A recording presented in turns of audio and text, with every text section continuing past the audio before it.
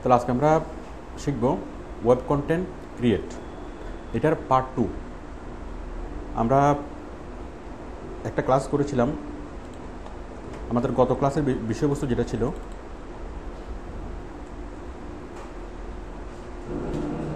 তো আমাদের মূল যে বিষয়টার না মানে আমরা যে সিরিয়াল নিয়ে আলোচনা করছি সেটা হলো মূলত ওয়েব কন্টেন্ট তৈরি করা। বাট ওয়েব কন্টেন্ট তৈরি করা এগুলো আরও যেসব নামে কাজ পাওয়া যায়, এই জিনিসটিকে ব্যাখ্যা করার জন্য আমি আরও অন্য অনেকগুলো টপিকের নাম লিখেছি এখানে। যেমন ওয়েব কন্টেন্ট তৈরি করার জন্য আমাদেরকে ওয়েব স্ক্র্যাপিং করতে হবে। ওয়েব স্ক্র্যাপিং মানে কি? ওয়েবসাইট থেকে সার্চ করা। তারপর হচ্ছে ফেসবুকের পোস্ট তৈরি করা। ওয়েব কন্টেন্ট তৈরি করাটাকে আরেকভাবে বলা হয় ফেসবুকের পোস্ট তৈরি করা, আরেকভাবে বলা হয় ব্লগ তৈরি করা, আরেকভাবে বলা হয় ভিডিও কন্টেন্ট তৈরি করা, আর্টিকেল রাইট করা, প্রোডাক্ট ডেসক্রিপশন রাইট করা। এটাকে বিভিন্ন নামে বলা হয়, আমি জাস্ট বিভিন্ন নামগুলো বলেছি, বাট আমাদের মূল নাম একটাই। এটি কি?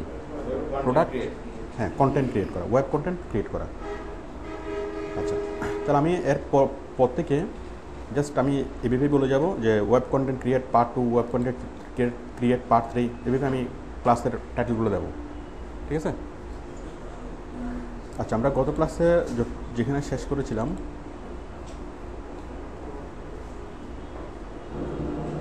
তো আজকে আমাদের ক্লাসের বিষয়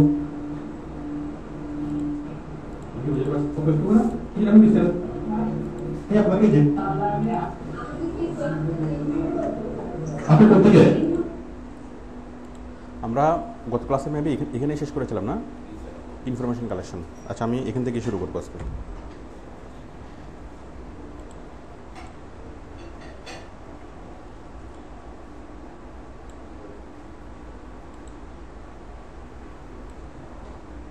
আপনারা সবাই কি গত ক্লাসটা বুঝতে পেরেছিলেন? বাসায় গিয়ে এই বিষয়গুলো এগুলো প্র্যাকটিস করছেন? হ্যাঁ,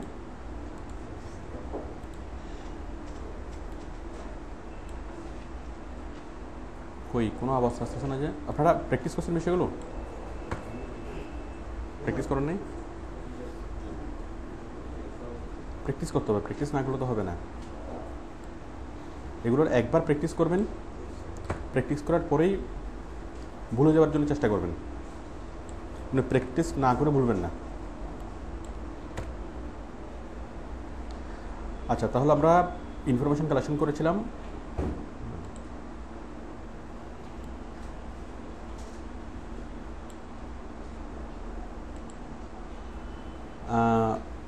এক নম্বর হচ্ছে গুগল ফর্মুলা। আচ্ছা, আপনারা আমি কয়েকটা ভিডিও লেসনের রেফারেন্স দিয়েছিলাম, আপনারা কি ভিডিও লেসনগুলো দেখেছেন? এই যে গুগল থেকে সার্চ করার যে এগুলো ফর্মুলাগুলো, ভিডিও লেসন নাম্বার 47+48, আপনারা কি এগুলো দেখছিলেন? দেখেননি? হ্যাঁ হ্যাঁ, আপনি কি আজকে ফার্স্ট? তাহলে আপনি আজকে আমি কি বলতেছি সেটা আপনি বুঝবেন না। আমি কত ক্লাসে বলেছিলাম এ ব্যাপারে বিস্তারিত বলেছিলাম, মানে ভিডিওগুলো আমি দেখতে বলছিলাম রেফারেন্সে। আপনারা কি দেখছিলেন ভিডিওগুলো? কে কে দেখছেন? কেউ দেখেন নাই?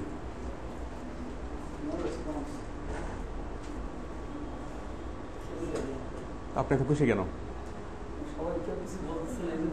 আপনি এত খুশি কেন? তাহলে আপনি কিছু বলেন। আমার দেখার ইচ্ছা ছিল, আমি পেন ড্রাইভ নিয়ে আসলাম, দিতে পারি না।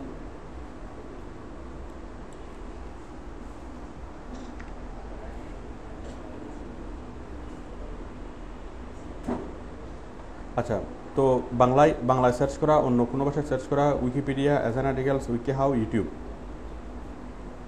এখন আপনারা যদি বিষয়গুলো প্র্যাকটিস না করেন তাহলে তো কোনো লাভ হবে না, ভুলে যাবেন। আর ক্লাসের সাথে যদি ক্লাসের বিষয়গুলো না দেখেন, আমি যে রেফারেন্সগুলো দিয়েছিলাম এগুলো যদি সাথে না দেখেন, সাথে না করেন, তাহলে আপনি শুধু ক্লাসগুলো করেই এগুলো ভুলে যেতে বেশি সময় লাগবে না। ক্লাসগুলো করলে এগুলো কি বেশি দিন মনে থাকবে না। যদি আপনি একবার প্র্যাকটিস করেন, প্র্যাকটিস করার পরে আপনি আর ভুলবেন না, এটা আপনার লাইফ টাইম মনে থাকবে। এত মজার জিনিস, এত সহজ জিনিস, বিষয়গুলো কি বোরিং নাকি মজার? তো মজার বিষয় হলো আপনারা করেন না কেন?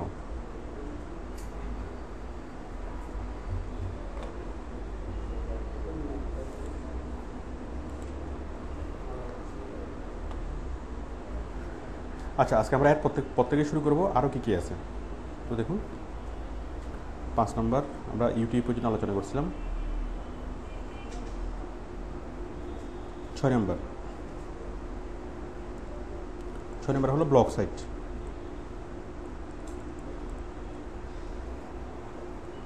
7 নম্বর হলো ফোরাম সাইট।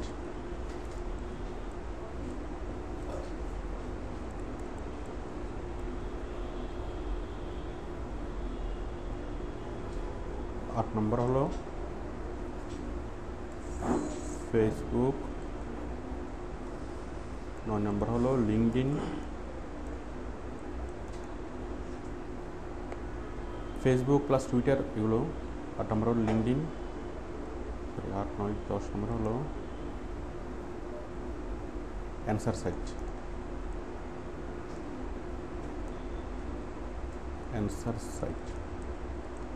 আচ্ছা, আমি এগুলো বুঝাই।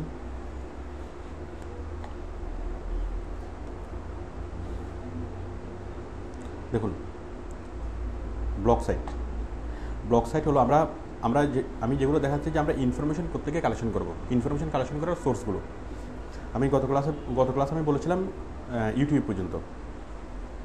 আচ্ছা, ইউটিউবের পরে আচ্ছা ইমেজ কালেকশন,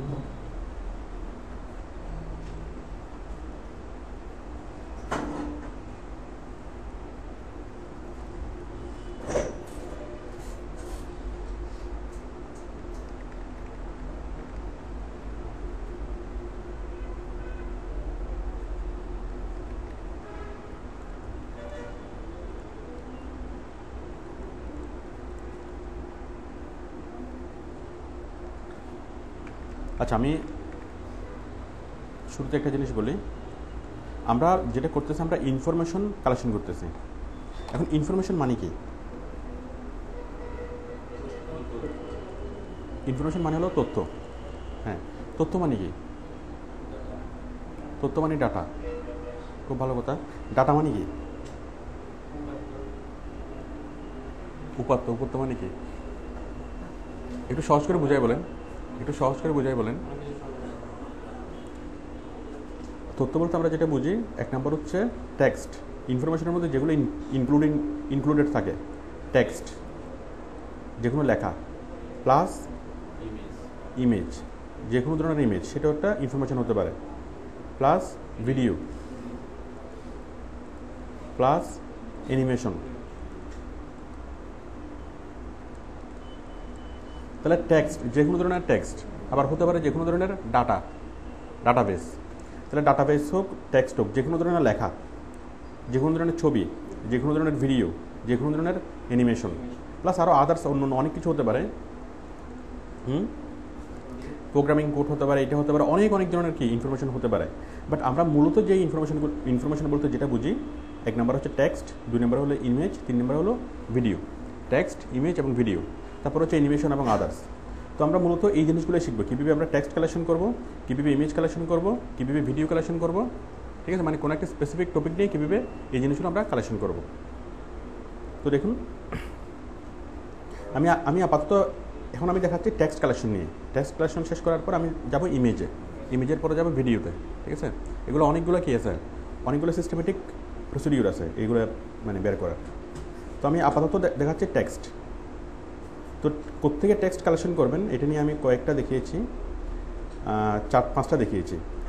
আচ্ছা, 6 নম্বর হলো ব্লগ সাইট। আমি খুব সংক্ষেপে বিষয়গুলো বলে যাচ্ছি। ব্লগ সাইট হলো কি, এমন কিছু সাইট যে সাইটে যে কেউ লিখতে পারে। আমরা জানি যে নিউজ পেপার হলো কি, শুধুমাত্র অথরিটি পাবলিশ করে আর বাকিরা সবাই শুধু পড়ে, তাই না? এটা হচ্ছে কি ওয়ান ওয়ে কমিউনিকেশন, ওরা বলে আমরা শুনি, তাই না? আর ব্লগ সাইট হলো, এটা হচ্ছে 2 ওয়ে কমিউনিকেশন। এটা যে কেউ, যে কোনো মানুষ এখানে ব্লগ সাইটে লিখতে পারবে, যে কোনো মানুষ লিখতে পারবে, যে কোনো মানুষ পড়তে পারবে।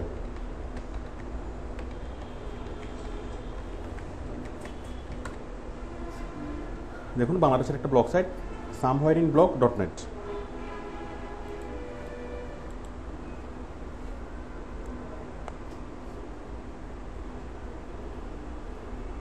এখানে যতগুলো পোস্ট এখানে লেখছে, এখানে লাখ পোস্ট আছে, যতগুলো লেখা এখানে লেখছে সবগুলো সাধারণ মানুষই লেখছে, এখানে অথরিটি কোনো ধরনের কোনো পোস্ট করে না। যতগুলো লেখা আমরা দেখবো সবগুলো মানুষেরই লেখা, এখানে মানুষই লেখে, মানুষই পড়ে। ঠিক আছে, এটা হচ্ছে একটা উন্মুক্ত একটা প্ল্যাটফর্ম। তো এটা আমাদের ইনফরমেশন কালেকশনের একটা সোর্স, কারণ এখানে আমরা অনেক অনেক তথ্য পাবো যেগুলো হয়তো আমাদের ইয়াতে আসবে না। মনে করেন আমাদের নিউজে যেগুলো আসে না। আচ্ছা, আমি আরেকটা জিনিস এখানে লিখি, blog site plus press release site.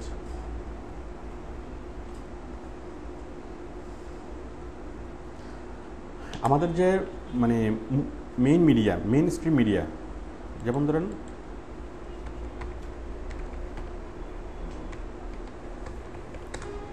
প্রথমালো.com, প্রথম আলো পত্রিকা।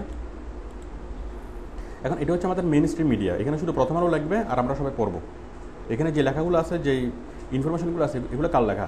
এগুলো কি মানুষের লেখা নাকি প্রথম আলোর লেখা? প্রথম আলোর সাংবাদিকের, ওদের কি নিজস্ব এগুলো পাবলিকেশন। আমরা এখানে কোনো কিছু লিখতে পারি না, আমরা শুধুমাত্র পড়তে পারি। বাট যদি আপনি লিখতে চান, আপনি কোনো একটা লেখা দিবেন, সেটা প্রথম আলো ছাপাবে তার কোনো গ্যারান্টি নেই, প্রথম আলো নাও ছাপাইতে পারে।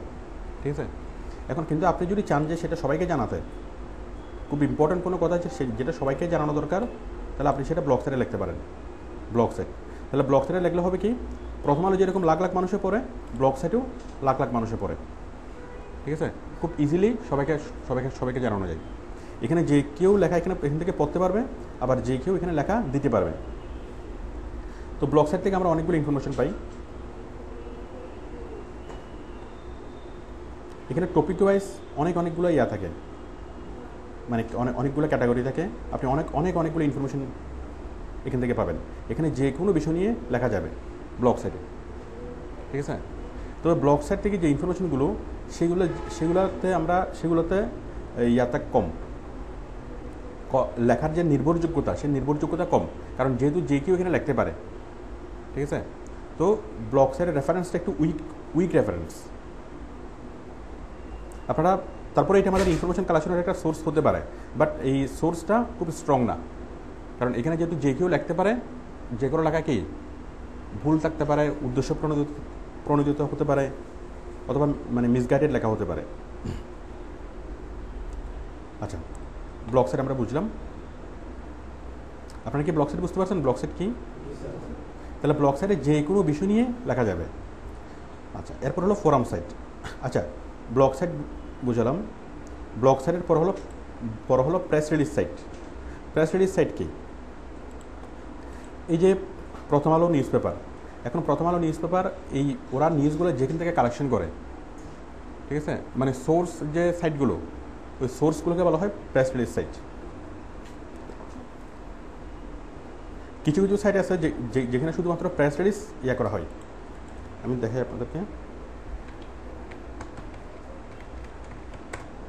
আমরা প্রেস রিলিজ বলতে বুঝি যে আমার এখানে যদি কোনো একটা অনুষ্ঠান হয়, কোনো একটা প্রোগ্রাম হয়, তাহলে আমি নিজে একটা প্রেস রিলিজ লিখবো, লিখে আমি সেটা পেপারে ড্রপ করে দেবো। পেপার একটু গুরুত্ব বুঝে ওটাকে ছাপাবে, তাই না? ওটা যদি আমি অ্যাডভার্টাইজমেন্ট আকারে দিই, তাহলে পেপার আমার থেকে টাকা নেবে। বাট যদি আমি প্রেস রিলিজ আকারে যদি দিই, তাহলে অ্যাডভার্টাইজমেন্ট এটাকে একটা নিউজ হিসেবে সে পাবলিশ করবে। তো এরকম অনেকগুলো সাইট আছে যারা প্রেস রিলিজ, তাদের কাজ হলো শুধুমাত্র প্রেস রিলিজ প্রচার করা, মানে যে খবরটা সংবাদ হতে পারে অথবা সংবাদ হওয়ার যোগ্যতা রাখে, সেই ধরনের খবর সবাই কী করে, প্রেস রিলিজ সাইটে সাবমিট করে। তখন ওই প্রেস রিলিজ সাইট থেকে সারা পৃথিবীর বিভিন্ন নিউজ পেপারগুলো প্রেস রিলিজ সাইটগুলো থেকে নিয়ে তারা তাদের নিউজ পেপারে পাবলিশ করে। তাহলে প্রেস রিলিজ সাইটগুলো হচ্ছে একটা সোর্স সাইট। আপনি যদি একটা খবর যদি একটা নিউজ পেপারে দেন, তাহলে একটা নিউজ পেপারে সেটা পাবলিশ হবে। একটা নিউজ যদি আপনি একটা প্রেস রিলিজ সাইটে দেন, তাহলে বিশ্বের হাজার হাজার নিউজ পেপারে সেটা পাবলিশ হতে পারে। আমি কি বুঝতে পারছি? আর প্রেস রিলিজ সাইটগুলো হলো ইনফরমেশনের একটা খুব ভালো একটা সোর্স, মানে একটা রিলায়েবল সোর্স।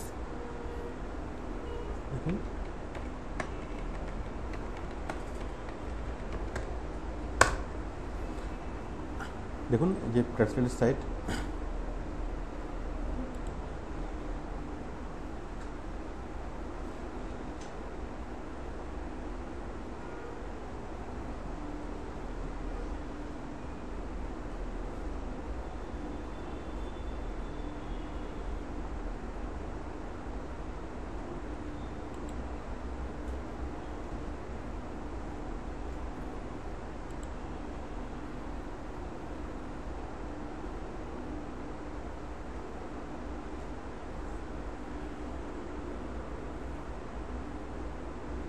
ঠিক আছে, আপনি এভাবে প্রেস রিলিজ সাইট দিয়ে যদি সার্চ করেন অনেকগুলো প্রেস রিলিজ সাইট পাবেন।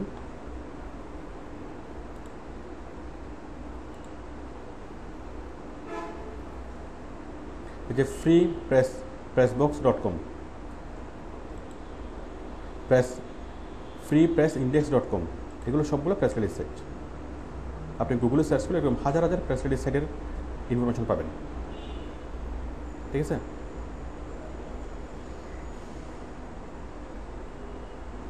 আচ্ছা আমরা যেটা দেখি উইকিলিক্স সম্পর্কে কি আপনারা জানেন? উইকিলিক্স বিশ্বের সবচেয়ে আলোচিত একটা সাইট।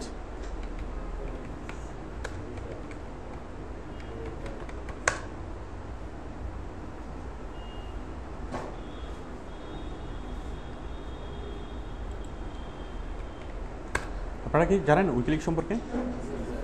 শুনেছেন? কি এই জিনিসটা কি?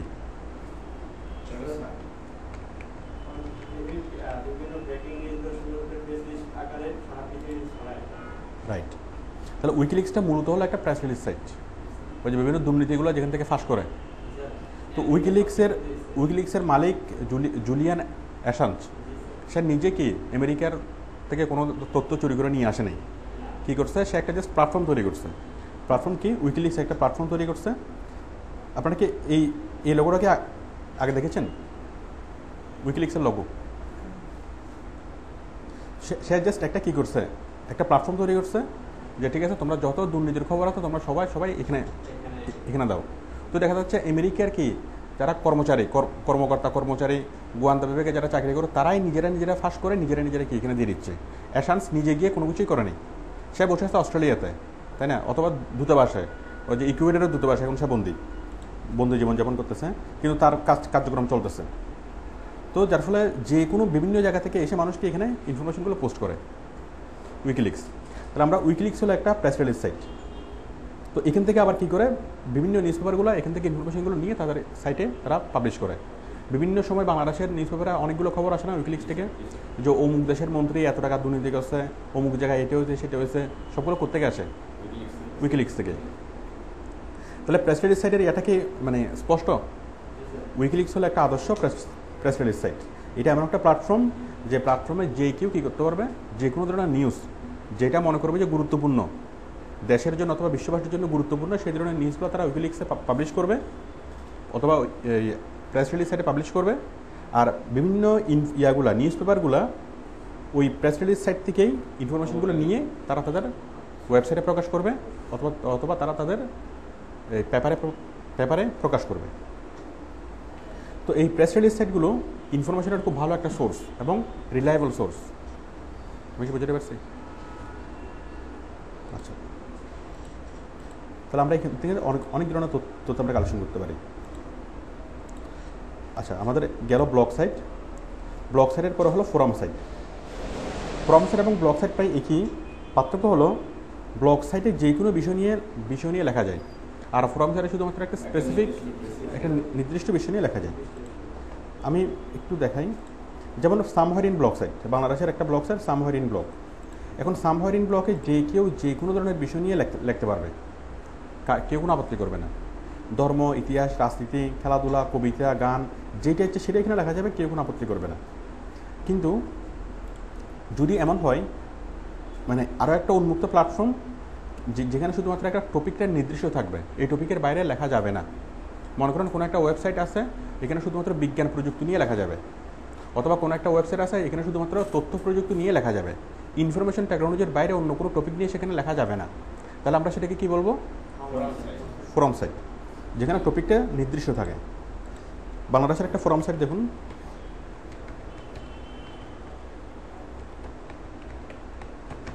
techtunes.com.bd।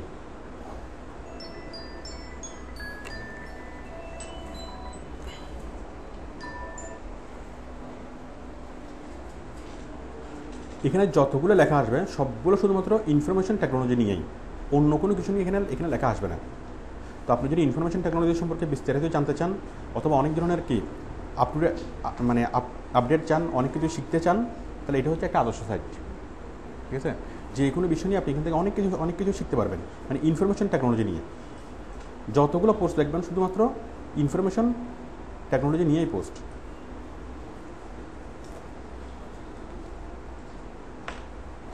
এই যে অ্যান্ড্রয়েড ফোন, পিসি, কীভাবে উইন্ডোজ 8.1 যে ইয়ে করা যায়, 40টা কাস্টম ফর সিম্ফনি, এত বুঝতে পারছেন? এখানে তথ্য প্রযুক্তি ছাড়া অন্য কোনো বিষয় নিয়ে এখানে লেখা নেই। ক্লিয়ার? তাহলে আপনারা পার্থক্যটা বুঝতে পারছেন? ব্লগ সাইটে যে কোনো বিষয় নিয়ে লেখা যাবে, আর ফোরাম সাইটে শুধুমাত্র একটা স্পেসিফিক বিষয় নিয়ে লেখা যাবে। তো স্বাভাবিকভাবেই ব্লগ সাইটে যে কেউ যখন লেখে, এখানে সবাই লেখে, যে বিশেষজ্ঞ সেও লেখে, আবার যে বিশেষজ্ঞ না সেও লেখে, এবং স্পেশালি এখানে সাধারণ মানুষরা লেখে এবং সাধারণ মানুষের আবেগ, অনুভূতি, ভাব এগুলো প্রকাশ করে। ঠিক আছে? কিন্তু ফোরাম সাইটে কী হয়? ফোরাম সাইটে যারা ওই বিষয় সম্পর্কে যারা ভালো জানে, যারা এক্সপার্ট, তারাই লেখে। তো যার ফলে ফোরাম সাইটের তথ্যগুলো অনেক বেশি রিলায়েবল। যেমন দেখুন,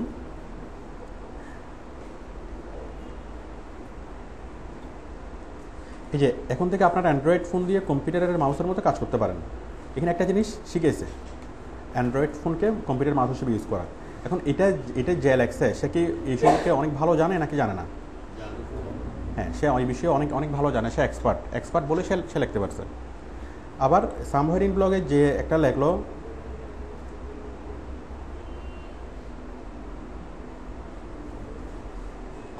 এই যে বাংলার চিকিৎসা ব্যবস্থা, এটা যে লেখছে, এটা লেখার জন্য কি বিশেষজ্ঞ হইতে হবে? এটা যে কেউ মোটামুটি লিখতে পারবে না? ঠিক আছে? কিন্তু এই ধরনের টপিকগুলো যে কেউ লিখতে পারবে না। তো ফোরামে যে বিষয়গুলো আলোচনা হয় সেগুলো হচ্ছে স্পেশালাইজ টপিক। ওই স্পেশালাইজ টপিকগুলো কারা লেখে? ওই বিষয় সম্পর্কিত যারা অনেক ভালো জানে, তারাই জিনিসগুলো লিখতে পারে। তো যার ফলে ফোরাম সাইটের তথ্যগুলো আমাদের কাছে অনেক বেশি ইম্পর্ট্যান্ট, অনেক বেশি মানে কি নির্ভরযোগ্য, অনেক বেশি রিলায়েবল। তো ফোরাম সাইটের তথ্য আপনি কীভাবে পাবেন?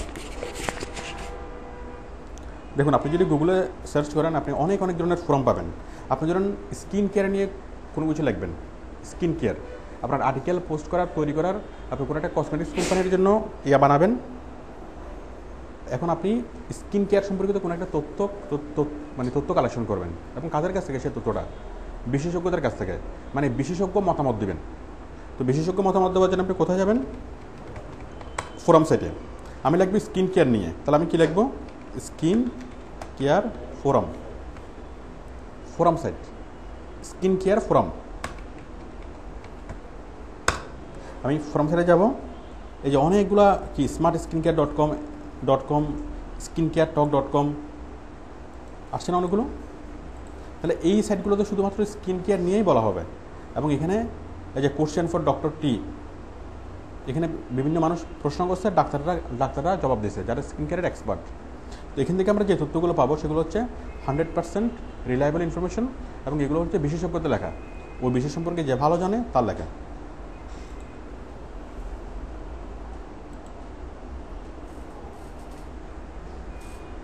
আমরা যদি দাঁত নিয়ে যদি কোনো কিছু লিখতে চাই, বিশেষজ্ঞ মতামত দিতে চাই, তাহলে গুগলে সার্চ করবো কি?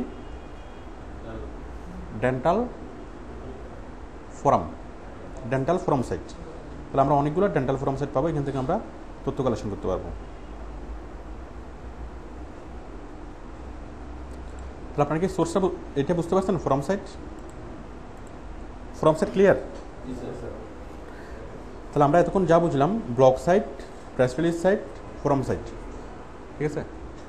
আচ্ছা, এরপর হলো ফেসবুক আমাদের ইনফরমেশন কালেকশনের একটা সোর্স, এবং অনেক ভালো একটা সোর্স। ঠিক আছে? কীভাবে? আমরা জানি যে ফেসবুকে যে কোনো মানুষ সম্পর্কে জানা যায়। ঠিক আছে? কী জানা যায়? আপনি ধরেন কোনো এমপ্লয়িকে অ্যাপয়েন্ট করবেন। অ্যাপয়েন্ট করার আগে তার রুচি, তার চিন্তাভাবনা, তার আদর্শ, তার সব কিছু আপনি বোঝার জন্য খুব সহজ ওয়ে কি? ফেসবুক। যেগুলো বোঝার জন্য আপনাকে অনেক দিন ওয়েট করতে হতো, হয়তো বছরখানেক আপনাকে ওয়েট করতে হতো জিনিসগুলো বোঝার জন্য, অথবা যে জিনিসগুলো আপনি কখনোই বুঝতে পারতেন না, সেই জিনিসগুলো আপনি ফেসবুকের মাধ্যমে খুব সহজেই বুঝতে পারবেন।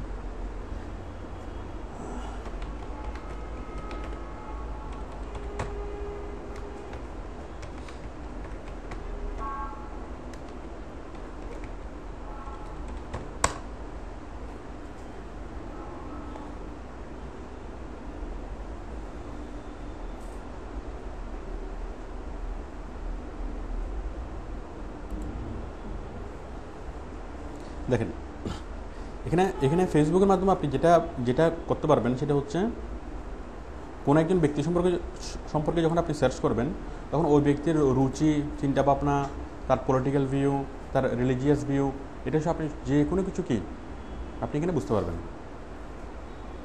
দেখুন আমি একটা একটা আইডি থেকে দেখাচ্ছি।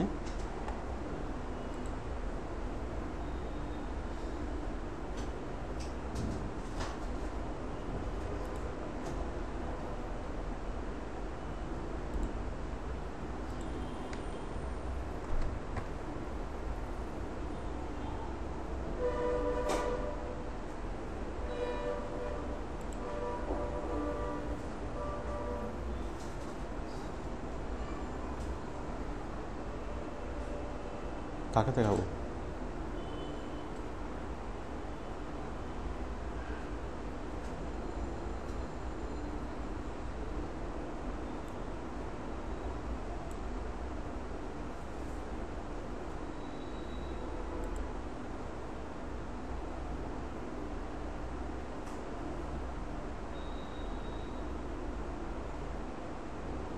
তাহলে আমরা ফেসবুক থেকে মেনলি যে বিষয়গুলো নিতে পারি সেটা হচ্ছে ব্যক্তিগত তথ্যগুলো। এখন এই সবগুলো তথ্য একসাথে নেওয়াটা একটু ঝামেলা। তার চেয়ে আমরা যদি করি, ওর সবগুলো তথ্য যদি আমরা চাই তাহলে আমরা যাবো এখান থেকে সেটিংস থেকে download A copy of your Facebook data. আপনি যদি এটা ডাউনলোড করেন তাহলে ওর সমস্ত সব কিছু চলে আসবে। ওর এই পর্যন্ত যতগুলো ছবি শেয়ার করছে, যতজনের সাথে চ্যাট করছে, তারপরে যা কিছু আছে সব কিছু চলে আসবে। তবে এই জন্য তার অ্যাকাউন্টে ঢুকতে হবে। তো আমরা ফেসবুক থেকে মূলত যেটা পাই, যে নিউজগুলো আমরা পাই, ফেসবুকের নিউজগুলো মোটেই রিলায়েবল নিউজ না। নিউজ কালেকশনের জন্য ফেসবুক মোটেই ভালো না, ঠিক আছে? কারণ এখানে মানুষকে ইনস্টিগেট করার জন্য অথবা মানে করার জন্য, মানে উদ্দেশ্য প্রণোদিত অনেক কিছু করা হয়। তো ফেসবুকের নিউজের চেয়ে ফেসবুক থেকে আমরা যে ধরনের কালেকশন করতে পারবো সেটা হচ্ছে কোনো মানুষ সম্পর্কে বিস্তারিত, ঠিক আছে? ফেসবুক সম্পর্কে কোনো মানুষ সম্পর্কে বিস্তারিত কীভাবে ইনফরমেশন কালেক্ট করতে হয় সেটা প্রত্যেকটা ফেসবুক ব্যবহারকারী জানে না। আমরা মানুষের যে ইন্টারেস্ট আমরা বুঝতে পারি না, ইন্টারেস্ট বুঝতে পারি, হ্যাবিট বুঝতে পারি। যেমন কি এই যে এখানে স্পোর্টস, এখানে কিসে সে লাইক দিছে, কোন ধরনের ভিডিওগুলো দেখে, সবগুলো আমরা এখান থেকে বুঝতে পারবো। তাছাড়া তার প্রত্যেকটা পোস্ট অ্যানালিসিস করে মানে মোটামুটি একটা মানুষ সম্পর্কে যতটুকু জানা দরকার আমরা পুরোপুরিভাবে জানতে পারি ফেসবুক থেকে। এটা হচ্ছে একটা মানুষের ব্যক্তিগত বিষয় সম্পর্কে আমরা ফেসবুক থেকে জানতে পারি, ঠিক আছে? আচ্ছা, ব্যক্তিগত বিষয় জানলাম। এখন প্রয়োজন হচ্ছে কি প্রফেশনাল পরিচিতি। এখন একটা মানুষের প্রফেশন সম্পর্কে আমরা ফেসবুক থেকে বিস্তারিত জানবো না। একটা মানুষের প্রফেশনাল পরিচিতি বিস্তারিত জানার জন্য আমরা যাবো তাই লিঙ্কডিন।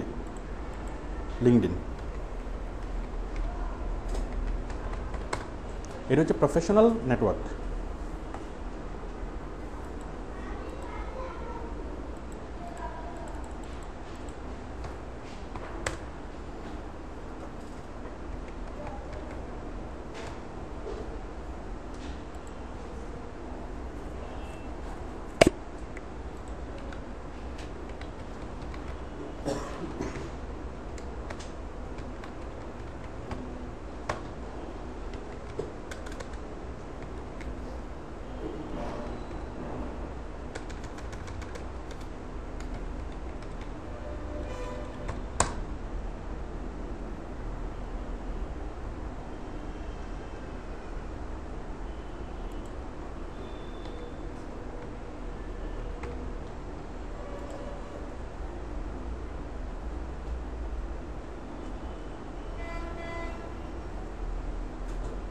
হ্যাঁ, আমরা যে কোনো মানুষের প্রফেশনাল পরিচয় সম্পর্কে জানবো।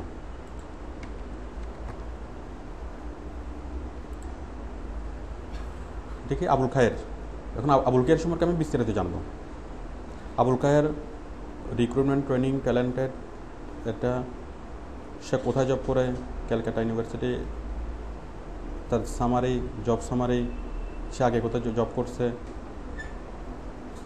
অ্যাসিস্ট্যান্ট ম্যানেজার, এটা সেটা, মানে একটা মানুষ সম্পর্কে যত ধরনের প্রফেশনাল ইয়া থাকে সব কিছু আমরা এখান থেকে জানতে পারবো। তো মজার ব্যাপার হচ্ছে কোনো মানুষ সম্পর্কে যদি আপনি জানতে চান তাহলে আপনি যদি গুগলে সার্চ করেন, গুগলে সার্চ করলে তার লিঙ্কডইনের প্রোফাইলটা চলে আসবে, তার ফেসবুকের প্রোফাইলটা চলে আসবে, তার যত ধরনের প্রোফাইল থাকে সবগুলোই চলে আসবে, ঠিক আছে, তার ছবি চলে আসবে। ধরুন আমি এখানে আমি গুগলে সার্চ দিলাম, গুগলে সার্চ দিয়ে করতে পারেন অথবা সরাসরি বিভিন্ন সাইটে গিয়ে আপনি করতে পারেন।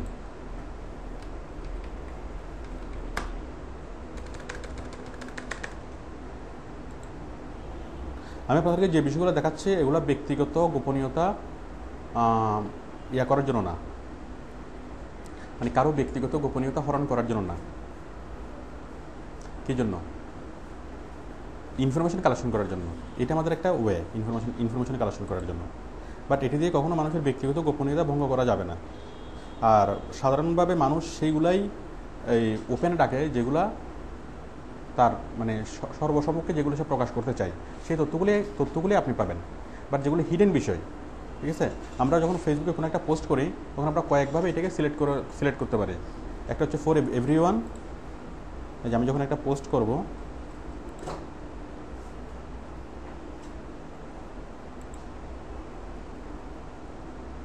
এই যে একটা হচ্ছে পাবলিক, একটা হচ্ছে ফ্রেন্ডস, আরও অনেকগুলো অপশন আছে, ফ্রেন্ডস অফ ফ্রেন্ডস, আরও অনেকগুলো অপশন আছে। তো যেগুলো আপনি পাবলিক সিলেক্ট করবেন সেগুলোই আপনি পাবেন। আচ্ছা, তো আপনি যে কোনো মানুষের প্রফেশনাল পরিচিতি বিস্তারিতভাবেই পাবেন। আচ্ছা, যে কোনো একটা নাম বলেন, আমি সার্চ করে দেখাই। মনে করেন আব্দুল কাদেরের আমি কি সম্পর্কে বিস্তারিত জানবো। আব্দুল কাদেরের ফেসবুক প্রোফাইল চলে আসছে না? আব্দুল কাদের যদি ইউটিউবে কোনো ভিডিও দিয়ে থাকে, ইউটিউবে যদি কোনো ভিডিও আপলোড করে, সেই ভিডিও লিঙ্কে চলে আসবে। এই যে ভিজুয়াল হ্যাঙ্গিং, আচ্ছা না, এটা ডেঞ্জারাস। কী নাম দেওয়া যায়?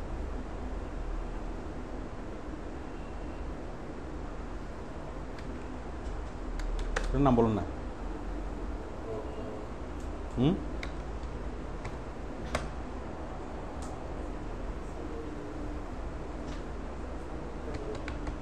আচ্ছা, আবুল খায়েরের উইকিপিডিয়ার পেজ চলে আসছে, ফেসবুকের পেজ। এটা তো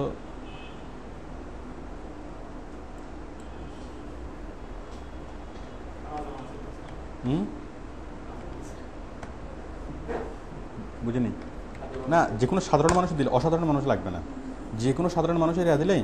যেমন আমি দিলাম সেলিমউদ্দিন, জাস্ট একটা কাল্পনিক নাম।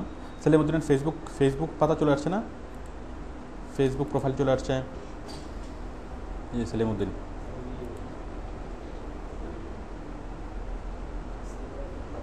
সেলিমউদ্দিনকে যাচ্ছে, দেখা যাচ্ছে। তারপর সেলিমউদ্দিনের ফেসবুক প্রোফাইল, সেলিমউদ্দিন, এই যে লিঙ্কডইন প্রোফাইল চলে আসছে না।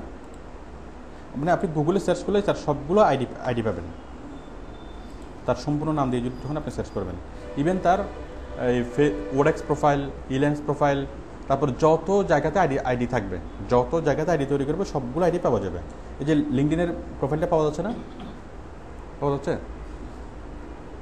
তাহলে আপনি যে কোনো মানুষ সম্পর্কে যদি বিস্তারিত ইনফরমেশন জানতে চান, যে সেলিমউদ্দিন লিঙ্কডইন, আবার সেলিমউদ্দিন ইউটিউব, তো যত আপনি বিস্তারিত ইনফরমেশন জানতে চান সবগুলো ইনফরমেশন আপনার অটোমেটিক্যালি আপনি পেয়ে যাবেন। জাস্ট গুগলে সার্চ করলে সবগুলো লিঙ্ক আপনি পেয়ে যাবেন, ঠিক আছে। এটা তো একটা বিষয়। আবার যদি তার ফোন নাম্বার দিয়ে যদি সার্চ করেন, আপনি যে ব্যক্তির সম্পর্কে ইনফরমেশন চাচ্ছেন ওই ব্যক্তির ফোন নাম্বার দিয়ে যদি সার্চ করেন, তো আপনি কি অনেকগুলো ইনফরমেশন পাবেন, ঠিক আছে। মনে করেন সে কী করছে, বিক্রয়.com কোনো একটা পোস্ট করছে, পোস্ট করার সময় তার ফোন নাম্বারটা ইউজ করছে, তাহলে সরাসরি কি বিক্রয়.com থেকে ওই নাম্বারটা চলে আসবে, ঠিক আছে। মানে ওই পোস্টটা আপনি সরাসরি দেখবেন। অথবা সে ফেসবুকের পেজে তার ফোন নাম্বারটা ইউজ করছে, মানে ওয়েবের কোনো জায়গায় যদি তার ফোন নাম্বারটা ইউজ হয় তাহলে সবগুলো লিঙ্ক চলে আসবে, ঠিক আছে। আপনারা যে কোনো একটা ফোন নাম্বার বলেন, আমি করে দেখাই। আমি আন্দাজে একটা ফোন নাম্বার দিই, 01712 আন্তাজা ফোন নাম্বার দিলে আসবে না মনে হয়, আসবে না।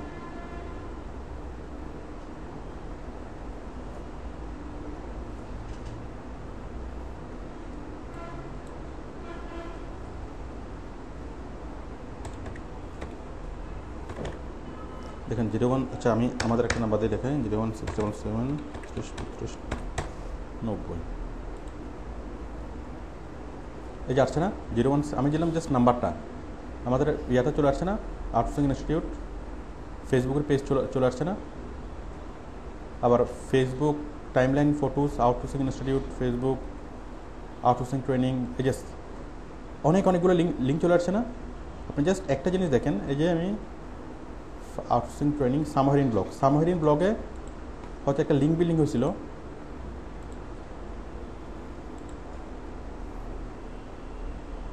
এই যে সামহারিন ব্লগে কী করছিল, জাস্ট একটা পোস্ট হয়েছিল, সেই পোস্টের মধ্যে আমি এই নাম্বারটা ইউজ করা হয়েছিল, তাহলে সেই পোস্টারই এটা চলে আসছে না। তাহলে আপনার ওয়েবে কোনো মানুষ যদি ইন্টারনেট ইউজ করে, সে মানুষ সাধারণত লুকাইতে পারে না, কারণ কোনো না কোনো জায়গায় কী থাকবে, তার ফোন নাম্বারটা সে দিবেই। তো ওই সবগুলো লিঙ্ক গুগল আপনাকে দেখাবে, আর সবগুলো লিঙ্ক যদি আপনি দেখেন, আপনার একটা ক্লু পাওয়া যাবে না ওই মানুষ সম্পর্কে।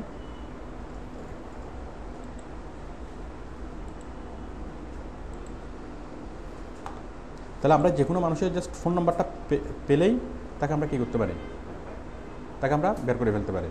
আচ্ছা ফোন নাম্বার পাইছেন, এখন কোনো একটা মানুষের ছবি পেয়েছেন, আপনি রাস্তায় হাঁটতেছেন একটা মানি ব্যাগ পাইছেন, এখন মানি ব্যাগের মধ্যে কী নেই, তার নাম ঠিকানা কোনো কিছুই লেখা নেই, বাট মানি ব্যাগে আছে নগদ 5 লাখ টাকা, এখন টাকাগুলো ফেরত দিতে হবে না? ঠিক আছে, কী করবেন, কীভাবে ফেরত দেবেন? তার একটা ছবি আছে, মানি ব্যাগের মধ্যে তার একটা ছবি আছে, ঠিক আছে। এখন আপনি এই ছবিটা দিয়ে যদি গুগলে সার্চ করেন, তাও গুগল আপনাকে বলে দেবে যে ওই লোকের নাম ঠিকানা পরিচয় ফেসবুক আইডি সব কিছু আপনাকে বলে দেবে, ঠিক আছে। আমি একটু জিনিসটা দেখাই, শুধুমাত্র ছবি দিয়ে আপনি কীভাবে কোনো মানুষকে সার্চ করবেন।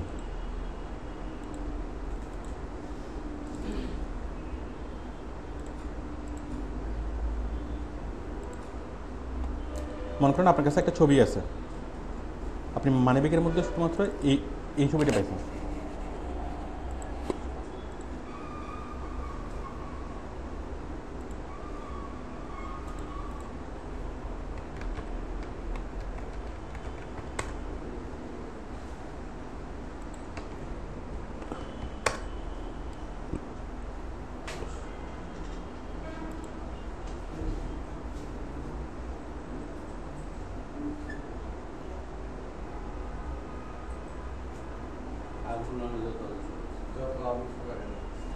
হ্যাঁ মনে করেন আপনি এই ছবিটা পাইছেন, আর একটা ছবি নিয়ে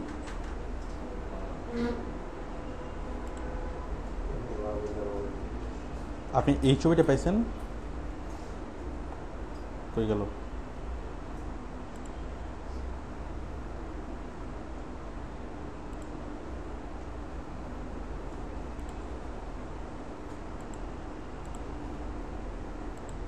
এখন আমি জানি না এই লোককে,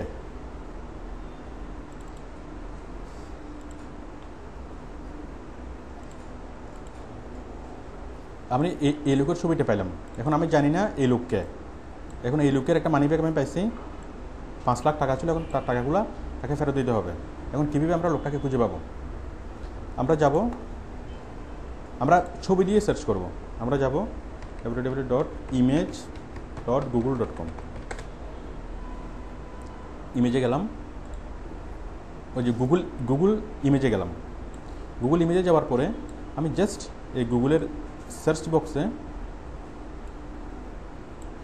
গুগল ইমেজ, আপনারা বুঝতে পারছেন, গুগল ইমেজের সার্চ বক্সে আমি জাস্ট ছবিটা কী করব, ছবিটা জাস্ট ড্রপ করব, টেনে ধরে কোথায়, ছবিটা জাস্ট আমি এখানে ড্রপ করব, সার্চ বক্সের মধ্যে ড্রপ করব, দিলাম ড্রপ করে,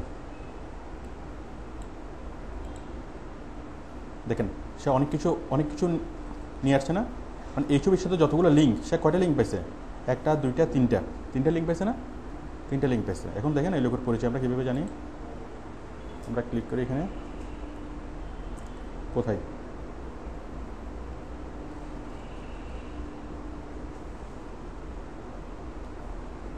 এই যে ওর হচ্ছে আবুল খায়ের কি Jyoti, senior lecturer, BBA, independent university Bangladesh, MSc Queenwood university UK marketing.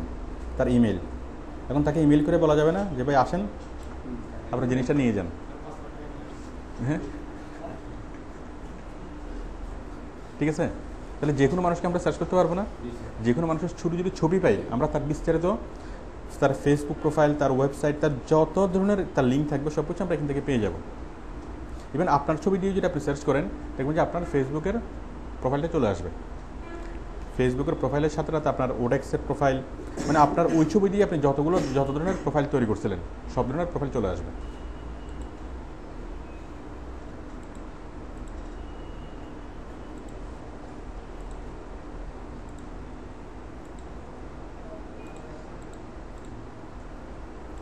বিভিন্ন যে গোয়েন্দার কাহিনীগুলো আমরা ছোটোবেলায় পড়তাম, ওই গোয়েন্দারা যদি তখন ইন্টারনেট ইউজ করতে জানতো এত কষ্ট করে দৌড়াইতে হইতো? এই যে ফেলুদাকে কি এত কষ্ট করতে হইতো?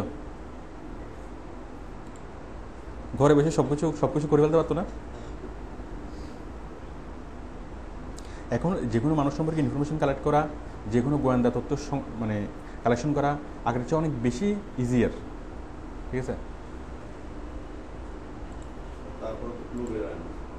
হ্যাঁ, অনেক সময় তো। আচ্ছা, তাহলে আমরা লিঙ্কডইন দেখলাম। আচ্ছা, আমরা এরপরে দেখবো অ্যান্সার সাইট বিষয়টা কি? অ্যান্সার সাইট হলো আমরা যে কোনো ধরনের অ্যান্সার পাওয়া, যে কোনো ধরনের অ্যান্সার। হ্যাঁ,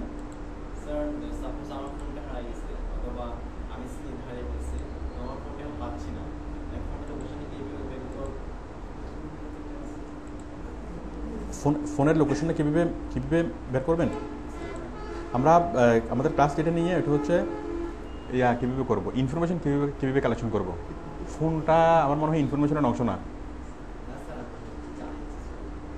যাই হোক, আরও অনেক কিছু জানার ইচ্ছে থাকতে পারে, বাট আমরা ক্লাসের সময় শুধুমাত্র ক্লাস রিলেটেড কোশ্চেনগুলো করবো। ঠিক আছে, আপনি কোশ্চেনটা লিখে রাখেন, আমি কোশ্চেনটা পরে অ্যান্সার দেবো। ঠিক আছে, হ্যাঁ বলেন।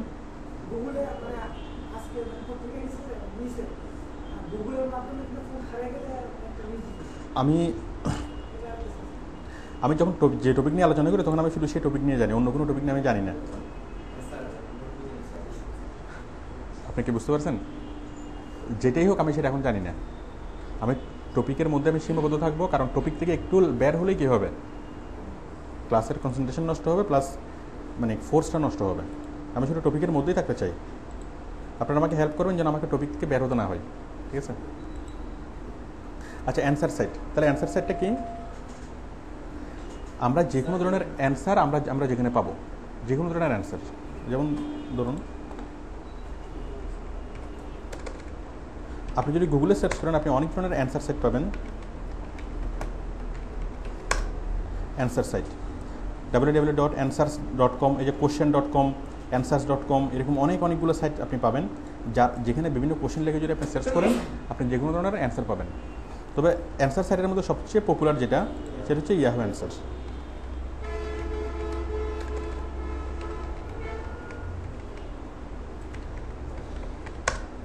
answers.yahoo.com।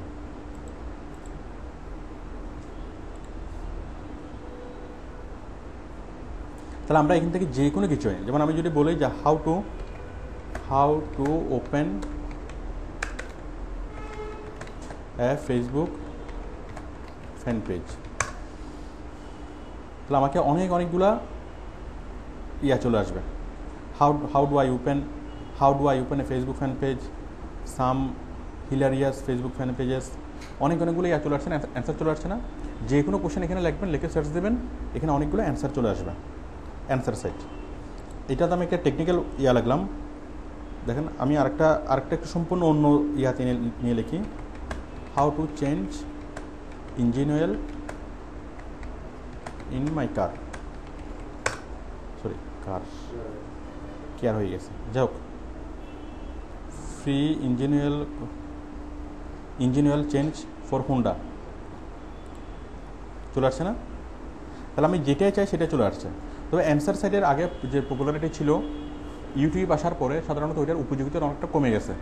মানে আগে অ্যান্সার সাইট থেকে মানুষ অনেক কিছু সার্চ করতো, এখন আর অ্যান্সার সাইট থেকে সার্চ করা লাগে না। ভিডিও দেখে হ্যাঁ, এখন ইউটিউব থেকে আর হচ্ছে কি উইকিহাউ থেকে। উইকিহাউ, আচ্ছা উইকিহাউ তো আমি আপনাদেরকে গত ক্লাসে দেখিয়েছিলাম। উইকিহাউর মতো আরেকটা ওয়েবসাইট হলো ইহাউ, ইহাউ.com। এটা হচ্ছে উইকিহাউর মতো।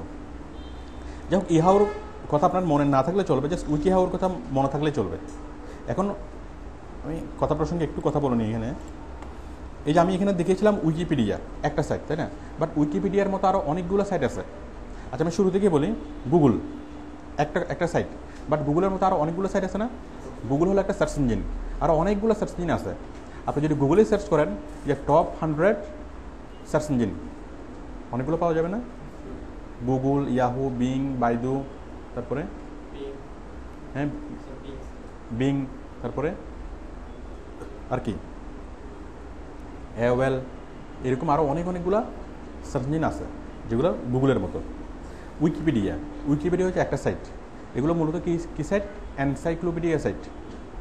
আগে লাইব্রেরিতে অনেক বড় বড় এনসাইক্লোপিডিয়া পাওয়া যেত, অনেক বড় বড় এনসাইক্লোপিডিয়া, যেটার প্রায় একটা বই রাখার জন্যই প্রায় 26 খণ্ড, 30 খণ্ড, 50 খণ্ড, এরকম এক একটা বইয়ের সাইজ। তো এরকম এনসাইক্লোপিডিয়া আপনি আরও অনেকগুলো পাবেন। আপনি যদি গুগলে সার্চ করেন এনসাইক্লোপিডিয়া লেখে, তাহলে আপনি উইকিপিডিয়ার মতো আরও অনেকগুলো এনসাইক্লোপিডিয়া পাবেন। যেমন দেখুন,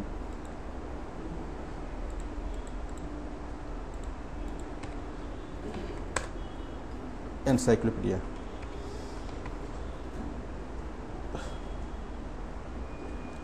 এই যে দেখুন encyclopedia.com, উইকিপিডিয়া। পৃথিবীর সবচেয়ে বড় এনসাইক্লোপিডিয়া ছিল আগে এনসাইক্লোপিডিয়া ব্রিটানিকা, আর ইয়া হওয়ার পরে, অনলাইন আসার পরে এখন সবচেয়ে বড় হলো উইকিপিডিয়া। ঠিক আছে, যেমন এটা আর একটা এটা কি encyclopedia.com, এটা উইকিপিডিয়ার মতোই। তারপর আছে এনসাইক্লোপিডিয়া ব্রিটানিকা। যাই হোক, আপনাকে এত কিছু মনে রাখার দরকার নেই। আপনি জাস্ট যেটা করবেন, টপ 10 এনসাইক্লোপিডিয়া, টপ 100 এনসাইক্লোপিডিয়া, যে কোনোভাবে লিখে সার্চ করলে আপনারা আসবে।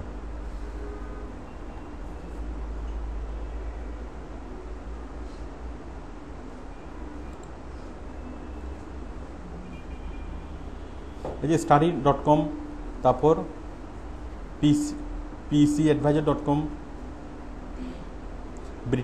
britannica.com। আপনারা কি বুঝতে পারছেন?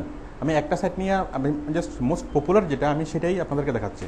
বাট আপনি যদি চান যে সিমিলার আরও অন্য সাইট খুঁজে পাবেন, আপনি জাস্ট ওই সাইটের যে টাইপ, সেই টাইপের নামটা লিখে যদি সার্চ করেন, টপ 10 অমুক site, top 100 blog site, top 100 forum site, আপনি সব ধরনের সাইটের লিস্টেই এখানে পাবেন। অ্যাজ অ্যান আর্টিকেলস আমি একটা আর্টিকেল সাইট দেখাইছি, বাট এরকম হাজার হাজার আর্টিকেল সাইট আছে না? তারপর ইউটিউব একটা, আমরা ভিডিও শেয়ারিং সাইট দেখলাম, ইউটিউব একটা, তাই না? ইউটিউবের মতো আরও অনেকগুলো আছে না? যেমন ডেইলি মোশন, ভ্যাবো, ভিমো, ঠিক আছে, আরও অনেকগুলো আছে। আপনি যদি গুগলে সার্চ করেন যে ভিডিও শেয়ারিং সাইট,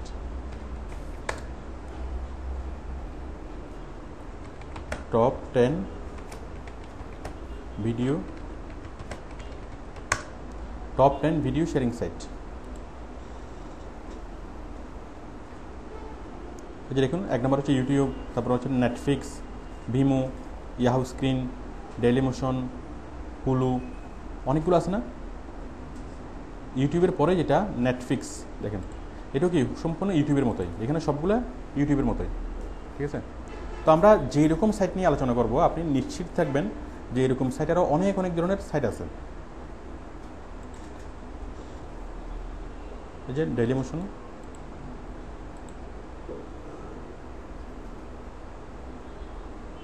এটাও ইউটিউবের মতোই ভিডিও শেয়ারিং সাইট।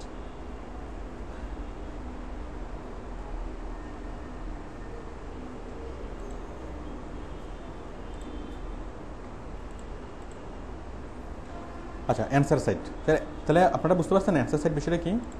আমরা যে কোনো কিছু নিয়ে যদি আমরা লিখি, সার্চ করি, আমরা অ্যান্সার সাইট লিখে যদি সার্চ করি, আমরা অনেক ধরনের অ্যান্সার সাইট পাবো, এবং ওই অ্যান্সার সাইটগুলোতে যে কোনো ধরনের কোশ্চেন লিখে যদি আমরা সার্চ করি, তাহলে আমরা অ্যান্সার পাবো।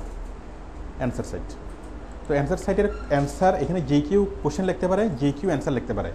তো যার ফলে অ্যান্সার সাইটের কোশ্চেনগুলো অনেক বেশি রিলায়েবল না। আমরা যদি রিলায়েবল সোর্স হিসেবে আমরা স্টাডি করার জন্য অ্যান্সার সাইট থেকে আমরা ইনফরমেশন নিতে পারি, বাট কোথাও পাবলিশ করার জন্য ওই অ্যান্সার সাইটের ইনফরমেশনগুলোকে আমাদেরকে জাস্টিফাই করতে হবে। জাস্টিফাই করা ছাড়া আমরা এগুলো সরাসরি কোথাও পুট করতে পারবো না, ঠিক আছে? যেমন আপনি ফেসবুকের লেখাগুলো জাস্টিফাই না করে পোস্ট করাটা কি, এগুলো দিয়ে পোস্ট তৈরি করাটা করা যাবে না, ঠিক আছে? কিন্তু উইকিপিডিয়ার কোনো তথ্য দিয়ে আপনি জাস্টিফাই না করে সেটা করতে পারবেন। তারপর আপনার ওই নিউজ পেপারের আমাদের মেন স্ট্রিম কোনো মিডিয়া, নিউজ পেপারের কোনো নিউজ, ওটাকে আপনি জাস্টিফাই না করে করতে পারবেন।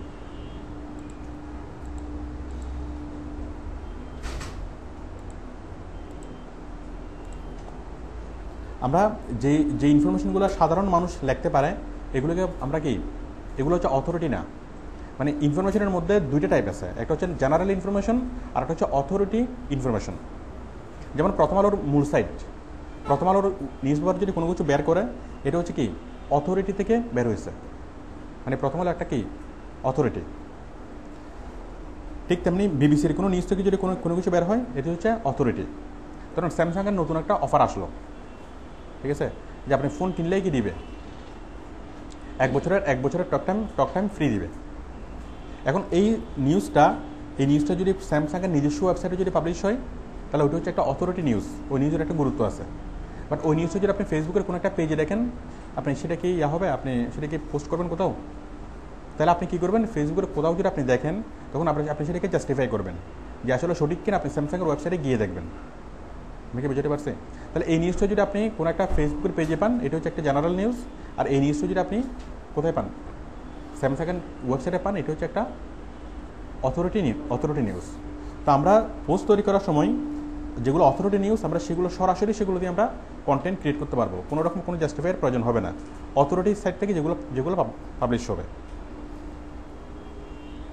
আর যেগুলো অথরিটি সাইট থেকে পাবলিশ হবে না, যেগুলো জেনারেল ইনফরমেশন, আমরা সেগুলো জাস্টিফাই করে আমরা সেগুলো পোস্ট করব।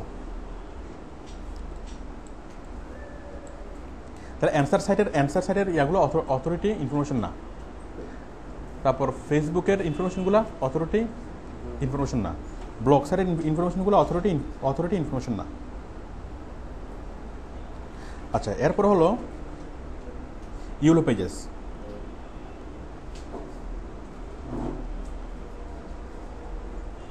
ইউলো পেজেস জিনিসটা কি, আমরা যেখান থেকে বিজনেস রিলেটেড বিভিন্ন ইনফরমেশন কালেক্ট করতে পারবো। বিজনেস রিলেটেড ইনফরমেশন কী হতে পারে,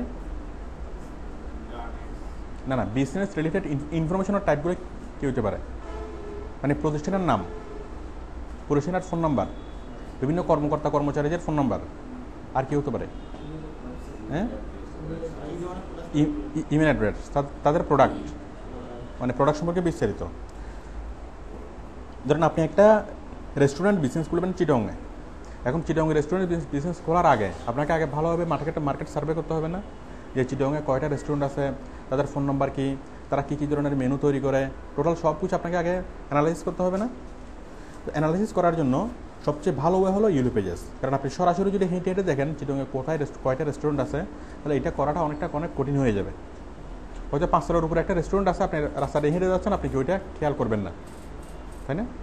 এখন চিটংয়ে কতগুলো রেস্টুরেন্ট আছে তার জানার এবং তাদের সবগুলো কি ইমেল অ্যাড্রেস, তাদের প্রোডাক্ট সম্পর্কে বিস্তারিত সব কিছু জানার জন্য সবচেয়ে ভালো ওয়ে হলো কি ইয়েলো পেজেস। এখানে আমরা যে কোনো ধরনের বিজনেসের কী পাবো, সব ধরনের ইনফরমেশন আমরা পাবো, সব ধরনের কন্ট্যাক্ট অ্যাড্রেস আমরা পাবো ইয়েলো পেজেস। দেখুন,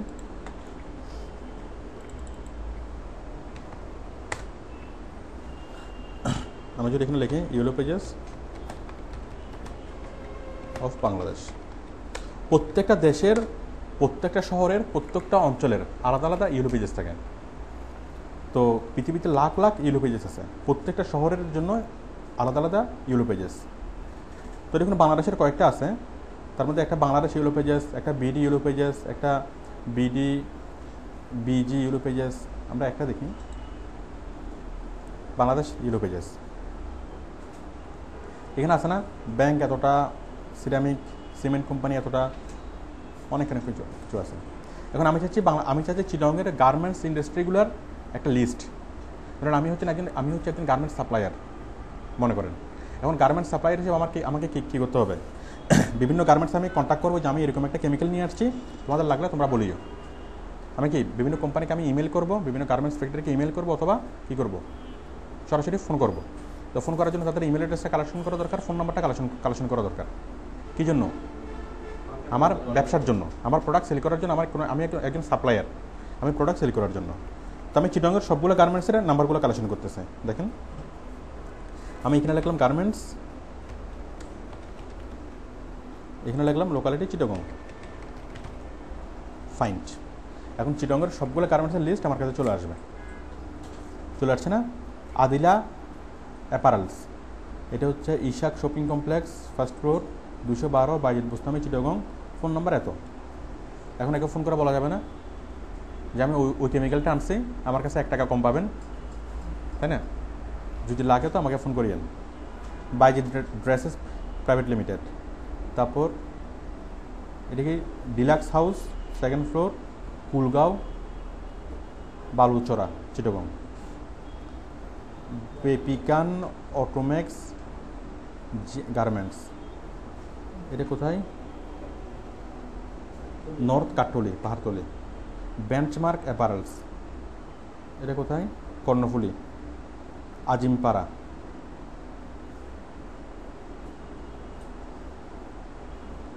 আপনারা কি বিষয়টা বুঝতে পারছেন? Juki Bangladesh limited, Southland centre, room number এত, 5 আগ্রাবাদ এত। তাহলে আমরা যে কোনো ধরনের কিছু এখান থেকে আমরা কালেকশন করতে পারবো না? তাহলে বিষয়টা খুব সহজ না? একজন গার্মেন্টস সাপ্লায়ার, সে যদি প্রত্যেকটা গার্মেন্টসের আলাদা আলাদাভাবে এইভাবে জিনিসটা কালেকশন করতে যায়, তার অনেক দিন লাগবে, তার কোনো সপ্তাহখানেক লাগবে। বাট আমরা নেট থেকে খুব ইজিলি আমরা বের করে ফেলতে পারি। তো আপনি এই সাইট থেকে, ইউলোপেজেস থেকে বাংলাদেশের তথ্য যতটুকু না ভালো কালেকশন করতে পারবেন, তার চেয়ে সবচেয়ে বেশি ভালোভাবে কালেকশন করতে পারবেন দেশের বাইরের তথ্য। ঠিক আছে? কারণ আমাদের দেশের কোম্পানিগুলো এতটা এখনও আইটি সচেতন হয় না, যার ফলে সবগুলো তথ্য এখনও পুরোপুরিভাবে আমরা হয়তো পাবো না। তো আমরা যাদের জন্য কাজ করবো, দেশের বাইরের কোম্পানির জন্য, খুব ইজিলি আমরা যে কোনো শহরের ওদের যতগুলো ছোটো বড়ো পজিশন থাকবে সবগুলো ওদের ইউলোপেজেসে থাকবেই। আমি কি বুঝতে পারছি? সেটা ছোটো একটা চার দোকান হোক আর বড় কোনো রেস্টুরেন্ট হোক, বড় কোনো কোম্পানি হোক, তো আমরা এখান থেকে যে কোনো কোম্পানির ইনফরমেশনগুলো কালেক্ট করতে পারবো। তো আমরা এখান থেকে শুধু ফোন নাম্বারই না, আমরা এখান থেকে ওই কোম্পানিগুলোর যত ধরনের মানে প্রোডাক্ট, তারপর এই ওদের ফিজিক্যাল অ্যাড্রেস, ফোন নাম্বার, ওদের প্রোডাক্ট ইনফরমেশন, ঠিক আছে, ওদের সম্পর্কে, ওদের হিস্ট্রি, এগুলো আমরা অনেক কিছু আমরা এখান থেকে করতে পারবো। কারণ আপনি প্রত্যেকটা সাথে এখানে যদি ক্লিক করলে আপনি ওদের ফোন নাম্বার সহ, ওদের ওয়েবসাইট, ওদের সব কিছু পাবেন। ওয়েবসাইটে গেলে আমরা সব কিছু পাচ্ছি না?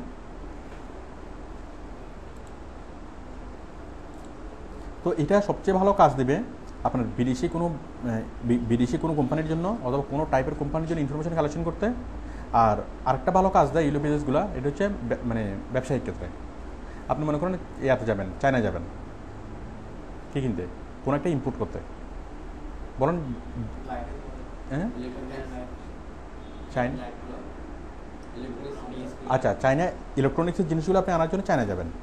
এখন চায়না গিয়ে আপনি সরাসরি যদি ভিজিট করেন, আপনি কয়টা কোম্পানিতে দেখতে পারবেন, কয়টা কোম্পানিতে কম্পেয়ার করতে পারবেন? আপনি চায়না যদি পুরো 1 মাসও থাকেন, 10-12টা বেশি কোম্পানিকে আপনি ভিজিট করতে পারবেন? ভিজিট করা যাবে না। আর ভিজিট করলে আপনি একটা স্টেটের মধ্যে থাকবেন, পুরো চায়নাতে আপনি ঘুরতে পারবেন না, আপনি একটা স্টেটের মধ্যে থাকবেন। বা আপনি যদি সরাসরি চায়না না গিয়ে 1 মাস সময় এবং অনেক টাকা অপচয় না করে আপনি যদি শুধুমাত্র ইউলোপেজেস থেকে যদি সার্চ করেন, আপনি তার চেয়ে অনেক ভালো ইনফরমেশন পাবেন, অনেক ভালো কম্পেয়ার করতে পারবেন। যে জিনিস আপনি 5 টাকা দিয়ে নিয়ে আসবেন, সরাসরি গিয়ে কম্পেয়ার করে সেই একই জিনিস আপনি কি অনেকগুলো থেকে যখন কম্পেয়ার করবেন, আরও কম দামে আরও ভালো প্রোডাক্ট আপনি নিয়ে আসতে পারবেন। আপনি যাতে ধর কষ্ট বেঁচে যাবে। দেখুন আমি যেটা বাংলাদেশের ইউলোপেজেস করলাম, আপনি যদি চায়নার ইউলোপেজেস চান,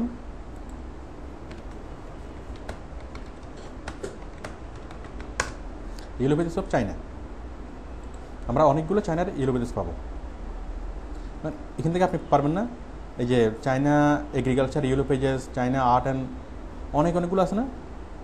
ধরুন আমি দিলাম agriculture yellow pages, agriculture products, animal feed farms, আমি দিলাম এগ্রিকালচার প্রোডাক্টস। কফি বিনস, কী ধরনের চান, আমি দিলাম, আমি কটন নিয়ে আসবো, সুতি, এই যে শুধুমাত্র সুতার জন্য যে কোম্পানিগুলো, সেই কোম্পানিগুলো আমাকে দিচ্ছে। এই যে হিয়ান লংগুডু টেক্সটাইল লিমিটেড, অমুক টেক্সটাইল, তমুক টেক্সটাইল, অনেকগুলো কোম্পানির ইনফরমেশন আমাকে দিচ্ছে না? Product and service, pure cotton yarn, এটা পোস্টাল অ্যাড্রেস হলো এটা, পোস্টাল কোড হলো এটা, সিটি হলো কোথায়, হাংজু, যাই হোক একটা কিছু হবে। Employees for users only, all text graphics. আপনারা কি বুঝতে পারছেন? তাহলে এইভাবে আপনি বিভিন্ন কোম্পানি থেকে করে কম্পেয়ার করে অনেক ভালোভাবে জিনিসটা করতে পারবেন না? তাদেরকে যদি বলেন যে ঠিক আছে আমাকে স্কাইপেতে দেখাও, ওটা স্কাইপেতে দেখাবে না, ঠিক আছে? মানে আমরা ওইখানে সরাসরি গিয়ে যত ধরনের কমিউনিকেশন করতে পারি সব ধরনের কমিউনিকেশন আমরা দেশে বসেই করতে পারি না।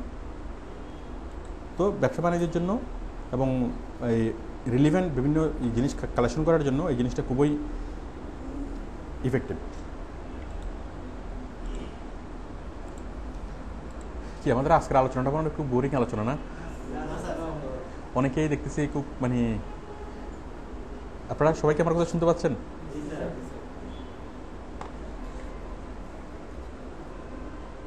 অনেককে দেখে মনে হচ্ছে যে মানে বুঝতে পারতেছে না অথবা মনোযোগী না। আপনারা কি আমার কথাগুলো বুঝতে পারতেছেন? আচ্ছা, আমি যেগুলো দেখাচ্ছি এগুলো কি প্রয়োজনীয় নাকি অপ্রয়োজনীয়?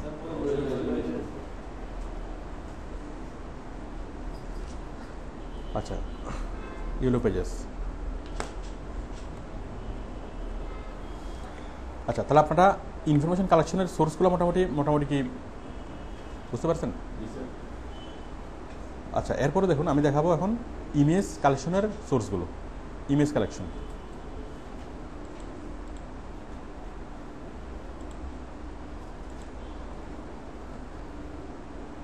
ইমেজ কালেকশন দেখাবো, ইমেজ কালেকশনের পরে ভিডিও কালেকশন দেখাবো, তারপর গ্রাফিক্স কালেকশন করা, গ্যাজেট কালেকশন করা, অনেক কিছু কালেকশন করা দেখাবো আমি। দেখেন আমি এখন দেখাচ্ছি ইমেজ কালেকশন।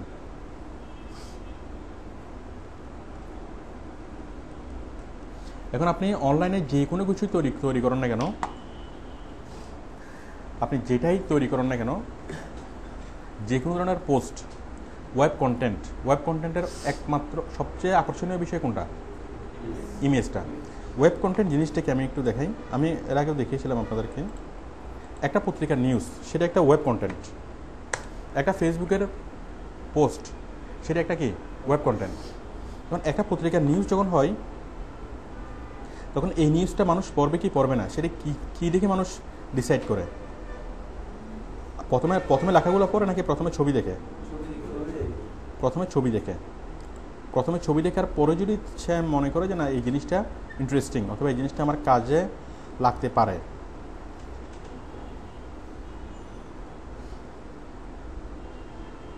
তখনই সে এই জিনিসটা পড়ে। তখন আমরা কীভাবে, এখানে দেখুন মাছে ভাতে বৈশাখ, এই নিউজটা দেখুন।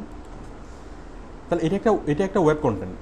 এখন প্রত্যেকটা ওয়েব কন্টেন্টের সাথে অবধারিতভাবে কী থাকবে? ইমেজ থাকবেই। ইমেজ ছাড়া কোনো ওয়েব কন্টেন্ট তৈরি করা যাবে না। ইমেজ ছাড়া যদি কোনো ওয়েব কন্টেন্ট তৈরি করেন তাহলে সেটা কি হবে না?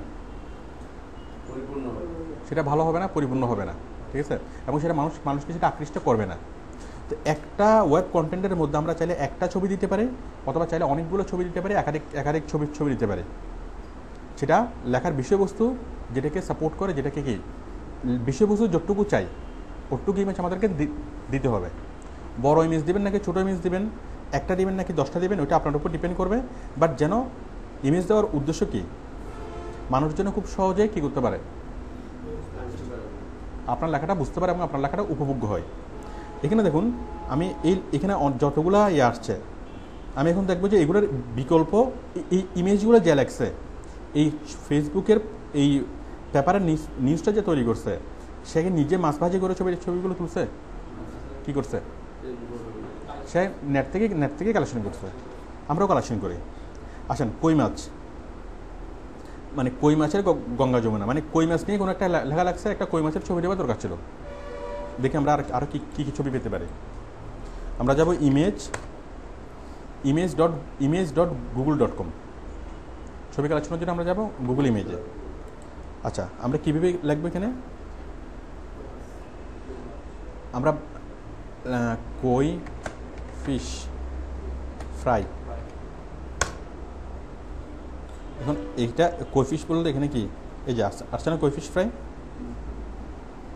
এই আসছে তাহলে এই আসছে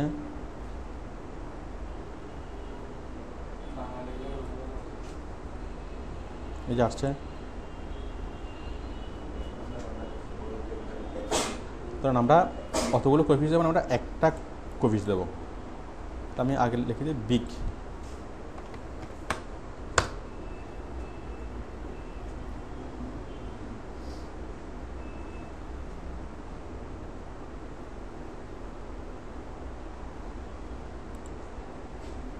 ঠিক আছে,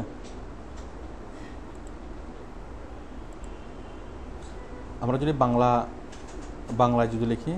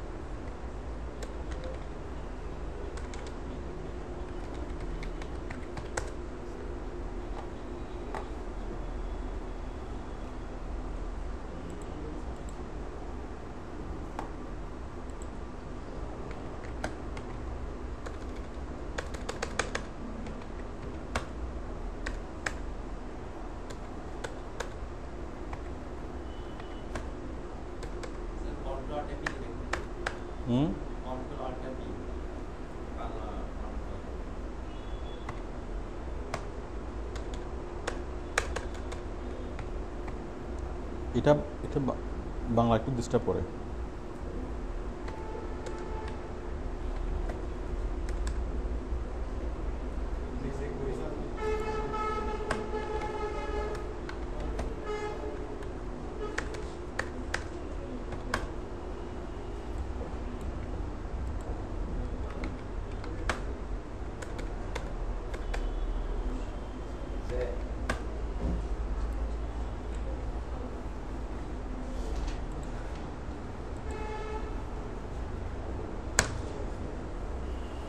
চলে আসছে না অনেক কই মাছ। তাহলে দেখেন এই বেটা কোত্থেকে মারছে দেখেন, এখনই বোঝা যাবে।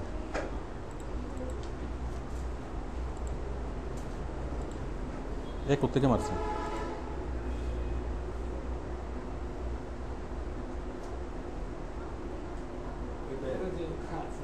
এই যে ধরা পড়ে গেছে না। আমরা তো এইভাবে তো আমরা ইয়া করতে পারি। তাছাড়া আমরা যদি ইয়া করি এই কি বলি এই ছবিটাকে আমরা ক্রপ করে ছবিটাকে ক্রপ করে ছবিটাকে ডাউনলোড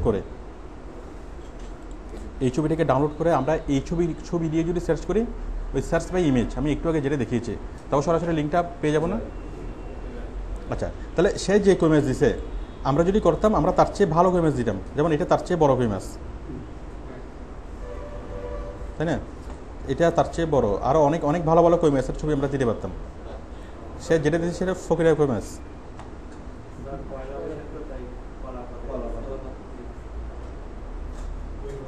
এখানে কৈমাসের কি অভাব আছে?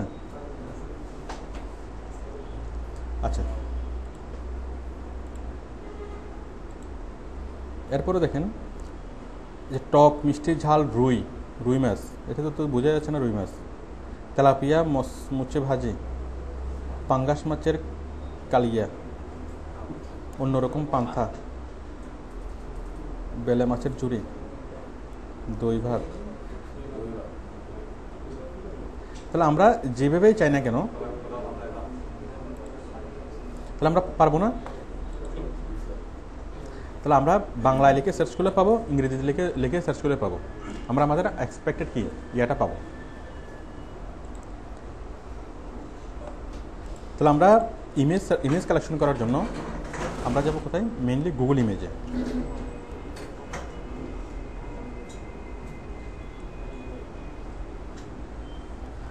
Plus other image site.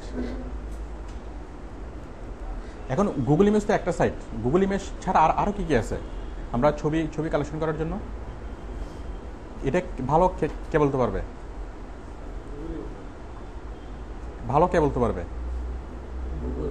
Google বলতে পারবে।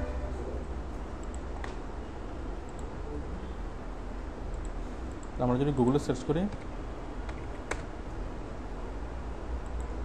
কি ইমেজ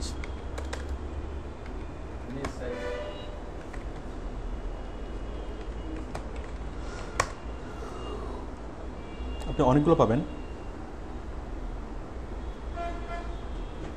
যে flickr.com, এটা আরেকটা সাইট ইমেজ কালেকশন করার জন্য। আবার যদি আপনি সার্চ করেন বিং,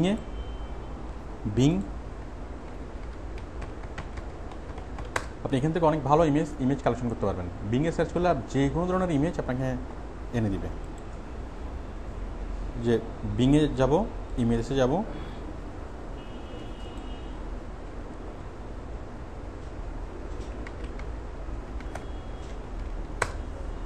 আমি যেলাম কলা গাছ থেকে সার্চ ছিলাম,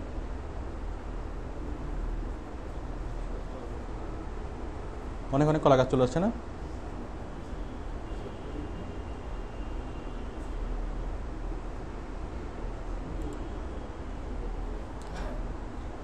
ঠিক আছে, তাহলে আমাদের আরও ইমেজ কালেকশন করার জন্য আরও অনেকগুলো সোর্স আছে। সবগুলো সোর্স থেকে কালেকশন করা একই রকম। আমি জাস্ট গুগল ইমেজ থেকে দেখাচ্ছি। এই যে গুগল ইমেজ, আমরা যাব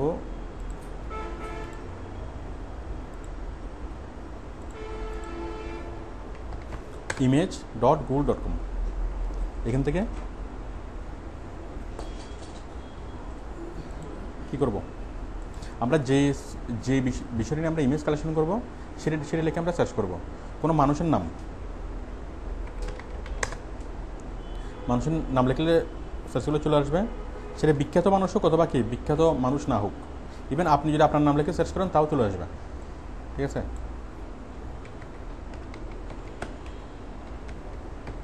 আমি যে কোনো একটা নাম লিখলাম, চলে আসছে না? সে কি বিখ্যাত মানুষ মনে হচ্ছে? মানে আপনার যে কোনো জায়গায় ফেসবুক প্রোফাইলে হোক, ওরেক্স প্রোফাইলে হোক, যে কোনো জায়গায় যদি আপনার ছবিটা তো থাকবেই, আপনি আপনার নাম লিখে সার্চ করলে কি আপনি নিশ্চিতভাবেই পাবেন। দুনিয়ার যত জোনাকি বেগম আছে সবাই চলে আসছে না?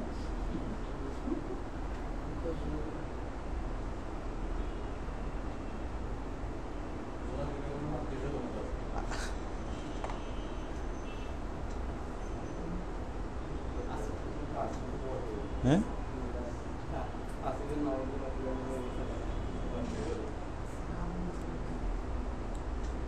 তো আপনি যখন আপনার নাম দিয়ে সার্চ করবেন, সার্চ করার পরে হয়তো কি এখানে পাবেন না, ফার্স্ট পেজে পাবেন না, ফার্স্ট পেজে না পেলে সেকেন্ড পেজে যান, এই শো মোর রেজাল্টে যান, মানে একসময় পাবেনই। কারণ আপনার নাম দিয়ে যত মানুষ আছে দুনিয়াতে সবার ইয়েগুলো চলে আসবে, সবার লিস্ট চলে আসবে।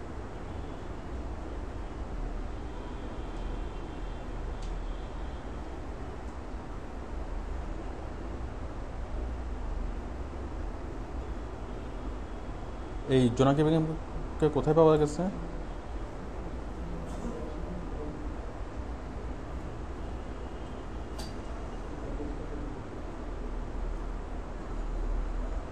কোনোটা এনজি ওয়েবসাইটে মেবি। আচ্ছা, তাহলে আমরা কিসের ইনফরমেশন ছবি আমরা কালেকশন করতে পারবো? মানে টপিক রিলেটেড। আমরা যখন ওয়েব কন্টেন্ট তৈরি করব সেখানে ছবিটা অনেক ইম্পর্ট্যান্ট একটা ফ্যাক্ট। আপনার ছবি যদি প্রথমত আমাদের ছবিটি হতে হবে বিষয় সংশ্লিষ্ট, বিষয়ের সাথে প্রাসঙ্গিক। ছবি দেওয়ার সময় দেখুন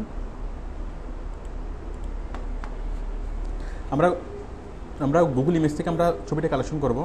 ছবিটা কালেকশন করার সময় যে বিষয়গুলো আমাদেরকে লক্ষ্য করতে হবে, এক নাম্বার হচ্ছে প্রাসঙ্গিক।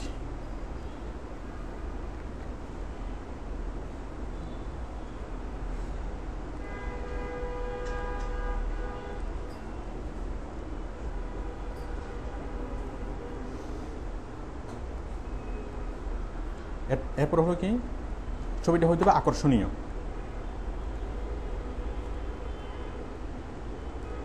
তারপরে প্রাসঙ্গিক হবে, আকর্ষণীয় হবে। হ্যাঁ,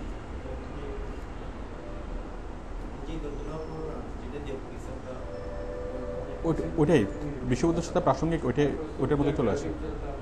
হ্যাঁ হ্যাঁ হ্যাঁ, ছবিটা ইয়া হবে, মানে স্পষ্ট হবে, ক্লিয়ার হবে,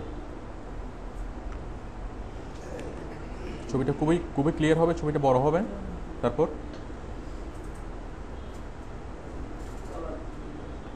বলেন। হ্যাঁ, হাই রেজলিউশন হবে, সেটা তো লাগলাম, মানে ক্লিয়ার হবে। আচ্ছা দেখুন, বিষয়বস্তুর সাথে প্রাসঙ্গিক। এখন এটা এটা প্রথমত অনেক বেশি ইম্পর্টেন্ট, তারপরে ছবিটা আকর্ষণীয় হয়ে যাবে। বিষয়বস্তুর সাথে প্রাসঙ্গিক। আমি আপনাদেরকে কয়েকটা নিউজ দেখাই, আপনারা সেই নিউজগুলো দেখে বলেন যে এখানে কীরকম কীরকম ছবি হতে পারত।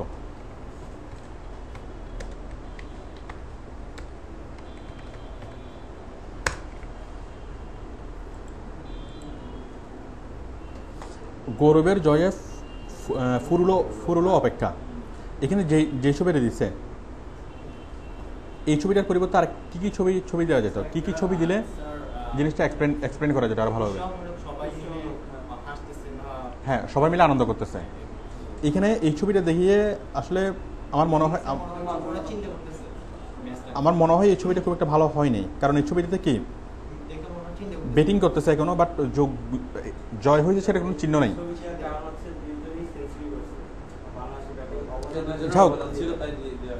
হ্যাঁ, ওরা চিন্তা করে দিচ্ছে। এখন আমরাও যদি এরকম এই নিউজটা যদি আমি লিখি, গৌরবের জয় ফুরুলো অপেক্ষা, অথবা কি এই নিউজটা যদি আমি লিখি,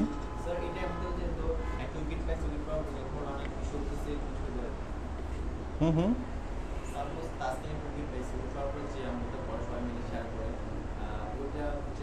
হ্যাঁ, মানে একটা সবাই মিলে কি চেয়ার করতেছে, তারপর দর্শকরা ইয়া করতেছে, এখানে অনেকগুলো ছবি দিয়ে কি জিনিসটাকে এক্সপ্রেস করা যেত, অথবা কি বাংলাদেশকে ইয়া দিচ্ছে, ট্রফি দিচ্ছে, অথবা অনেক ধরনের ছবি দিয়ে কি করা যেত, জিনিসটাকে ইয়া করা যেত।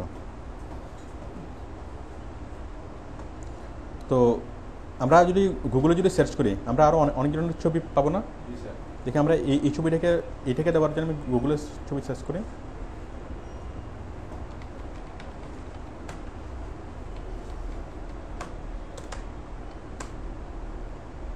বাংলাদেশ ক্রিকেট, এই যে এটা দেওয়া যেত, এরকম ছবি দেওয়া যেত, এটা দেওয়া যেত। যাই হোক, আমি বলতেছি এটা আনুমানিক, আমরা এরকম দিতে পারতাম, এগুলো তো এক্সপায়ার হয়ে গেছে। বাংলাদেশ ক্রিকেট ভিক্টোরি,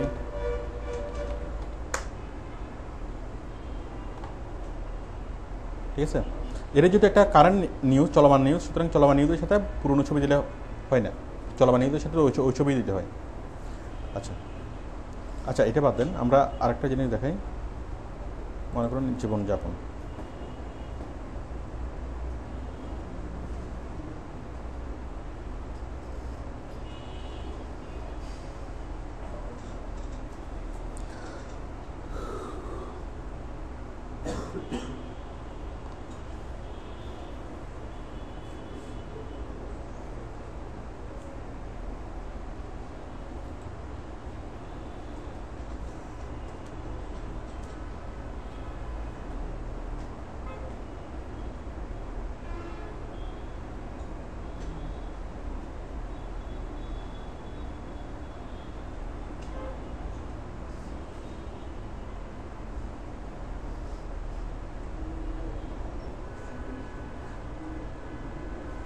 দাঁড়ান, এই নিউজের কোনো ইয়া নেই, মনে করেন হ্যাকিংয়ের শিকার হতে পারে উড়ন্ত বিমান,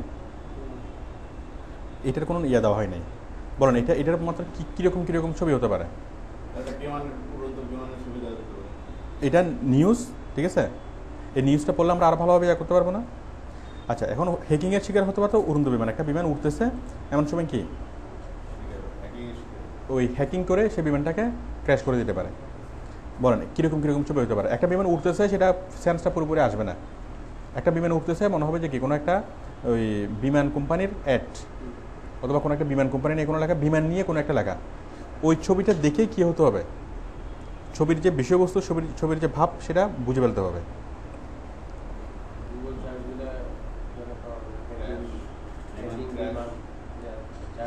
না, আগে অনুমান করেন যে কীরকম হতে পারে ছবিটা। একজন হ্যাকার, একটা বিমান, আরেকজন হ্যাকার, তাই না? এখানে হ্যাকারের ছবি দেওয়া যায়, বিমানের ইয়াও দেওয়া যায়, অথবা একজন হ্যাকার একটা কম্পিউটার নিয়ে। একজন হ্যাকার একটা কোম্পানি নিয়ে কাজ করতেছে, সে কম্পিউটারে একটা বিমানের ছবি করে দেওয়া যায় না? আচ্ছা, আমরা সরাসরি আমরা ইমেজে সার্চ করি এই হ্যাকিং মানে কি এয়ারপ্লেন হ্যাকিং, এয়ারপ্লেন হ্যাকার অথবা এয়ারপ্লেন হ্যাকিং, এটা লিখে যদি আমি সরাসরি ইমেজে সার্চ দিই অনেকগুলো ছবি চলে আসবে। দেখুন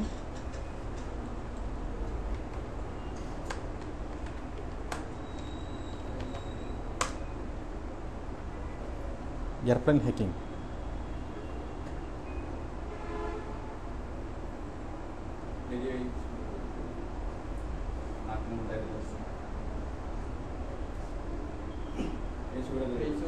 এটা এটা তো হাইজ্যাকিং, ওটা তো হাইজ্যাকিং, হ্যাকিং না। হ্যাকিং মানে হচ্ছে, হ্যাঁ, এটা হচ্ছে সেটা মাটিতে বসে কম্পিউটার প্রোগ্রামের মাধ্যমে সে কী করবে, ওই বিমানটাকে ধরাশায়ী করবে।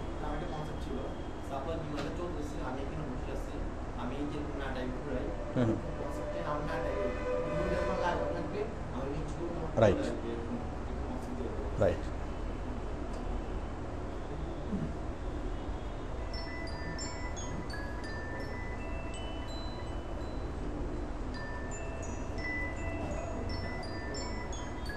আমরা হ্যাকিং না দিয়ে যদি লিখে হ্যাকার,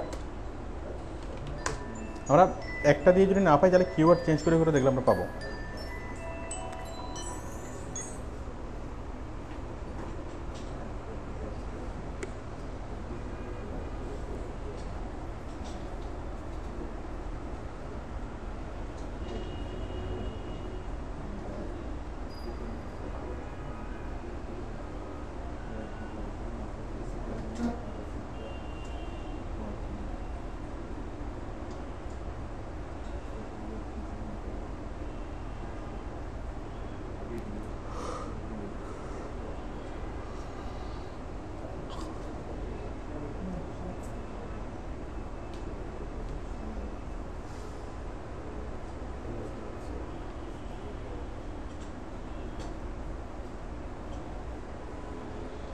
ঠিক আছে, আমরা এভাবে খুঁজতে খুঁজতে আমরা রিলেভেন্ট ছবি পেয়ে যাব, যে কোন ছবিটি সবচেয়ে মানে কাছাকাছি হবে ওই ছবিটা আমরা এখান থেকে পেয়ে যাব। আপনারা মূল বিষয়টা কি মানে মূল ইয়েটা কি বুঝতে পারছেন? ছবিটা এমন হইতে হবে যেন ছবিটা দেখেই আমার কাহিনী কি বলতেছে সেই কাহিনীটা যেন মানে বোঝা যায়। যেমন আমরা যখন কোনো সিনেমার পোস্টার দেখি, সিনেমার পোস্টার দেখলেই বোঝা যায় না যে সিনেমাতে কী আছে, ছবিটা কি সামাজিক ছবি নাকি খুব মানে মারামারির ছবি, ওটা পোস্টার দেখলেই বোঝা যায় না।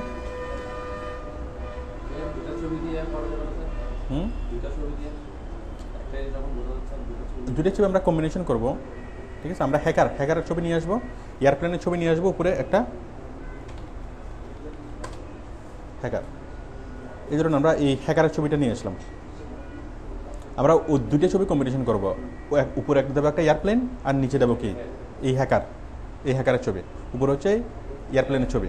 তাহলে দুটো ছবি যখন মানে উপরে নিচে হবে তখন ইজিলি বোঝা যাবে না যে বেটা হ্যাকিং করতেছে কী জন্য, ওই এয়ারপ্লেনটাকে ক্র্যাশ করার জন্য। এবং যে এয়ারপ্লেনটা ক্র্যাশ করতেছে সেটা কি, সেটা হচ্ছে একটা এয়ারপ্লেন, কী বলবো, ওই যে স্বাভাবিকভাবে চলতেছে না, অস্বাভাবিকভাবেই প্লেনটা চলতেছে। আমি একটু করে আমি দেখাই জিনিসটা, কপি,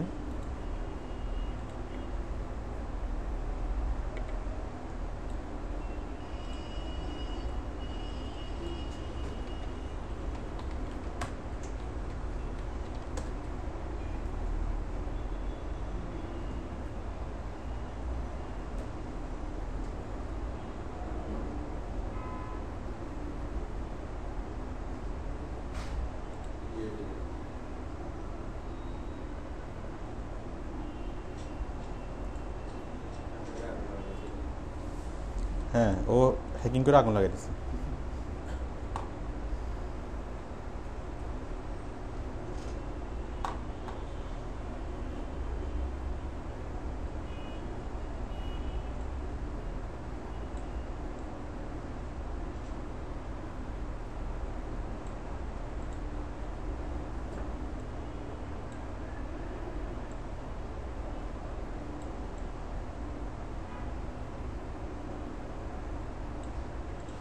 মোটামুটি কি সেন্সটা বোঝা যাচ্ছে?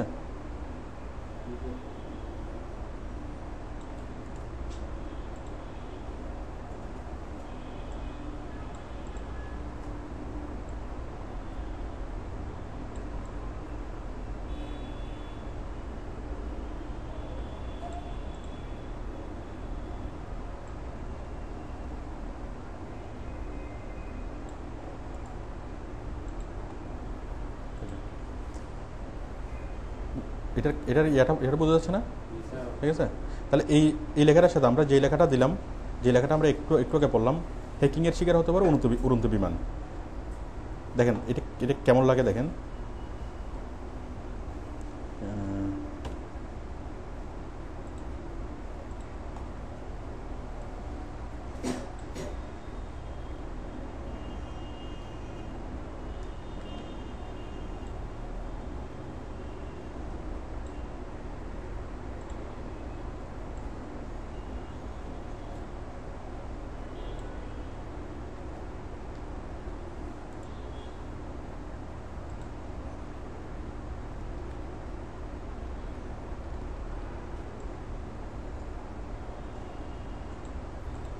আপনারা দেখেন যে লেখার সাথে আমার ছবিটাকে মানাইছে কিনা, মানানসই হয়েছে কিনা, চলে? তাহলে এখানে প্রথমে ছবিটা দেখে কি মানুষের মধ্যে একটা কিউরিয়াসিটি গ্রো করবে না, যে সে নিচে কম্পিউটার টিপতেছে আর উপর থেকে বিমান ইয়া হচ্ছে, মোটামুটি সে কিছুটা আইডিয়া করতে পারবে। এই যে টাইটেল, আমরা যে কোনো ওয়েব কন্টেন্ট লিখবো, ওয়েব কন্টেন্টের যে টাইটেল, সেই টাইটেলের সাথে ছবিটা কী হতে হবে, মানে রিলেভেন্ট হতে হবে। এবং তাহলে ছবির যে রিলেভেন্সি আপনারা মানে বুঝতে পারছেন? তাহলে ছবি যদি রিলেভেন্ট না হয়, তাহলে আপনার সেই কন্টেন্টটা কখনোই ভালো হবে না। একটা ওয়েব কন্টেন্ট কত ভালো মানের হবে সেটা ডিপেন্ড করে প্রথমত কত ভালো মানের তথ্য আছে আর কি, বাট অনেক ভালো মানের তথ্য আছে, তারপর মানুষ এটা পড়বে না যদি আপনার ছবিটা যদি ভালো না হয়। তাহলে আমরা ভালো মানের ছবি বলতে আমরা কি বুঝি? ভালো মানের ছবি বলতে আমরা 1 নম্বরে বুঝি কি, রিলেভেন্ট। ঠিক আছে, আচ্ছা এরপর দেখেন 2 নম্বরে আমরা কি বুঝবো? হ্যাঁ দেওয়া যাবে, আমরা অ্যানিমেশন একটু পরে বলবো। তাহলে 1 নম্বর হচ্ছে বিষয়বস্তুর সাথে প্রাসঙ্গিক, এই কনসেপ্টটা কি আপনারা একদম ক্লিয়ার? এরপর হচ্ছে আকর্ষণীয়। আকর্ষণীয় মানে আমরা কি বুঝি?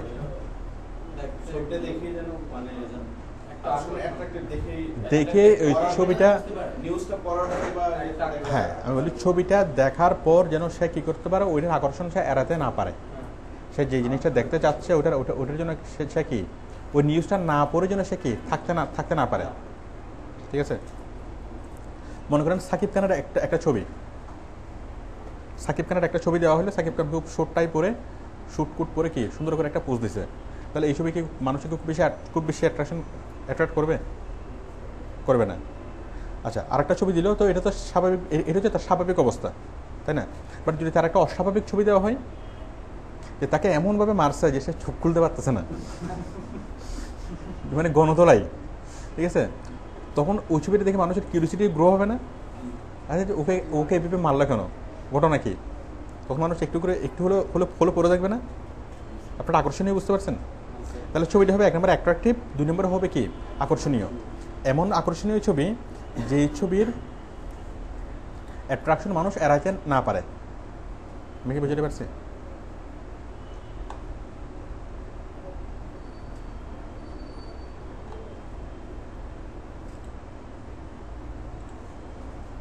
আপনি একটা ফোনের ছবি দেবেন, মনে করেন আপনি মোবাইল ফোন নিয়ে কোনো কিছু লিখবেন, অ্যান্ড্রয়েড ফোন নিয়ে কি কোনো কিছু লিখবেন।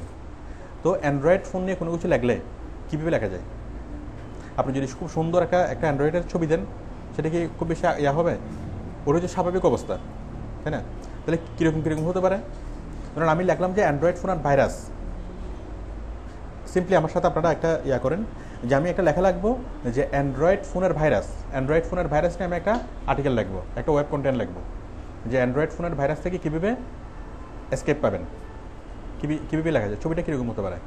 থিম কনসেপ্ট বলেন।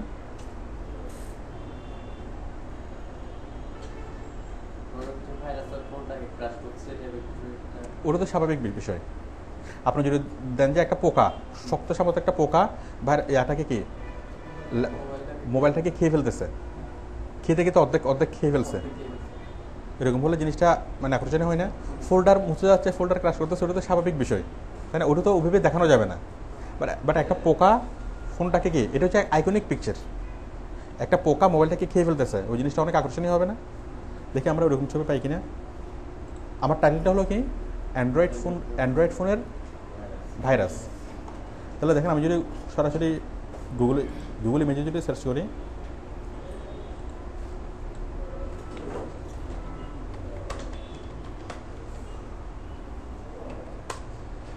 Android phone virus,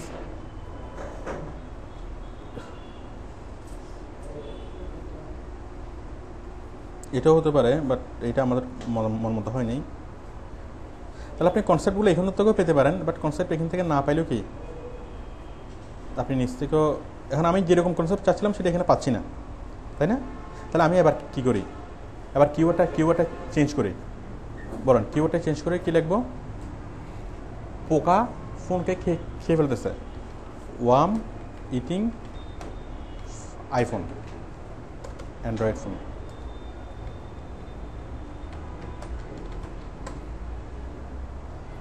worm eating Android phone, না এটা তো অ্যান্ড্রয়েড ফোনেই ওয়ার্মকে খেয়ে ফেলতেছে, নাকি আপেল খাচ্ছে?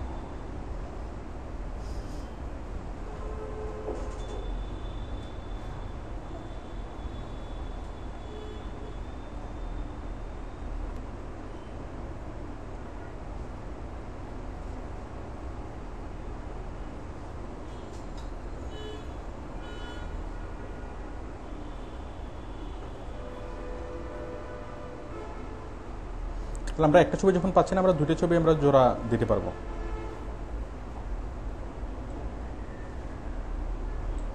মনে করেন কি একটা ফোন ভয় পাচ্ছে, ঠিক আছে, আর সামনে কি একটা পোকা আসতেছে,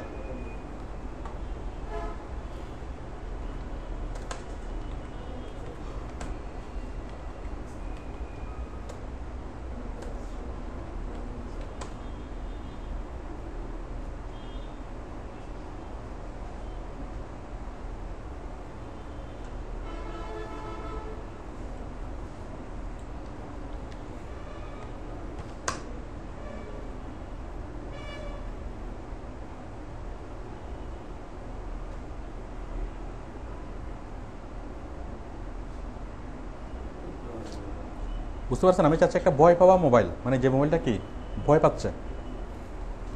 তো আমি দেখলাম মোবাইলের নিয়ে কার্টুন ছবিগুলো পাবো, কারণ সত্যি সত্যি মোবাইল থেকে কখনো ভয় পাই না। কোথায় ভয় পাওয়া ছবি কোনটা আছে?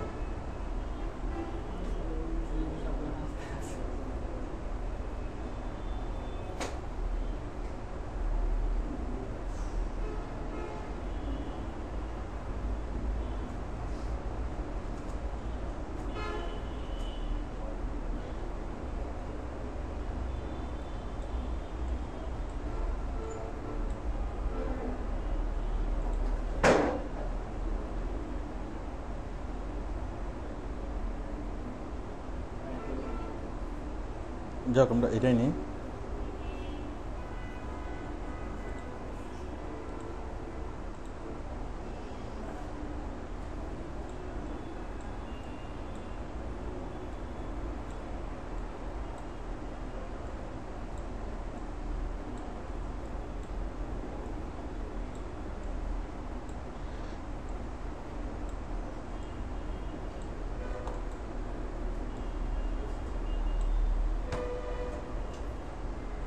এরপর হচ্ছে আরেকটা ভাইরাসের ছবি নিয়ে আসি।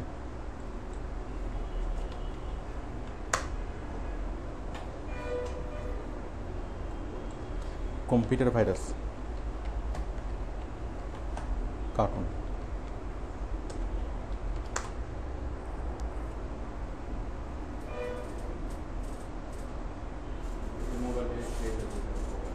কই এটা? হ্যাঁ এরকমই। আচ্ছা আমরা যদি মোবাইল ভাইরাস কার্টুন লিখি তাহলে তো চলে আসে কোথায়?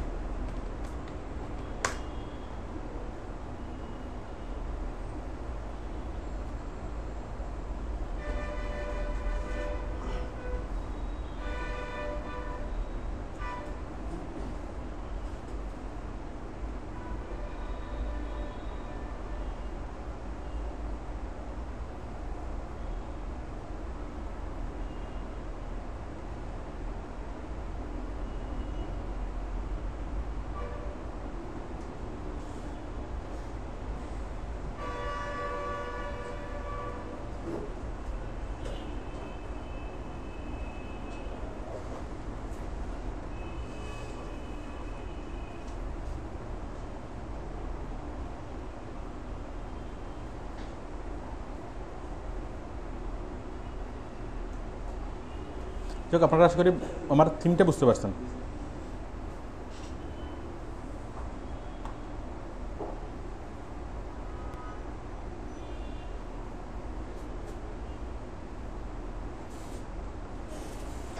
তো ভাইরাস নিয়ে যখন আসতেছে না, আমি লিখে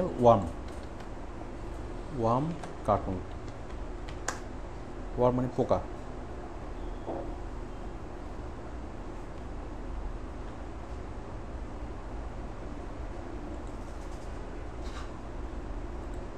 ডেঞ্জারাস।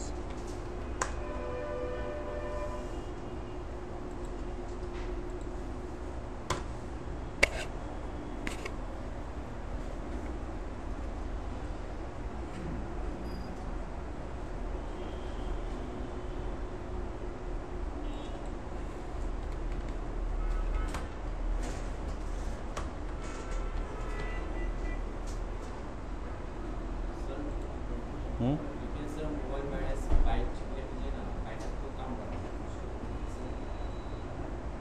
হ্যাঁ, আপনি এভাবে ইয়া করে যে কোনো ওয়ার্ড দিয়ে লিখবেন, সবগুলো ওয়ার্ড দিয়ে লিখে থাকবেন যেটা থেকে ভালো পান।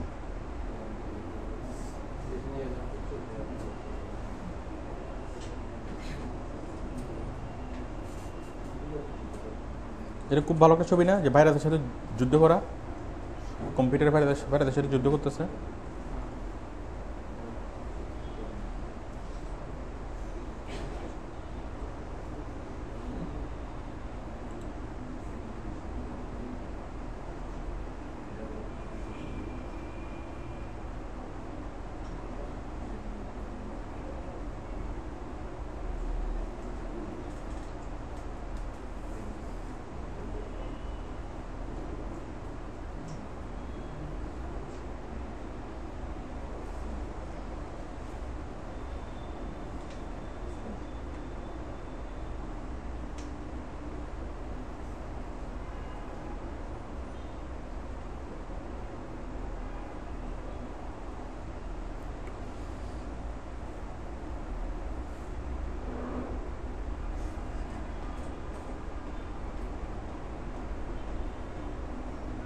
যাই হোক, একটু খুঁজতে হবে, বুঝলে আরও ভালো সুন্দর ছবি পাওয়া যাবে।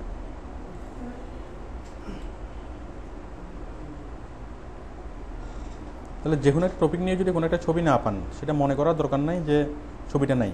আপনি যদি ডিফারেন্ট কিওয়ার্ডটা চেঞ্জ করে দিয়ে যদি আপনি খোঁজেন, পাবেন। বিভিন্ন কিওয়ার্ড দিয়ে খুঁজতে থাকবেন।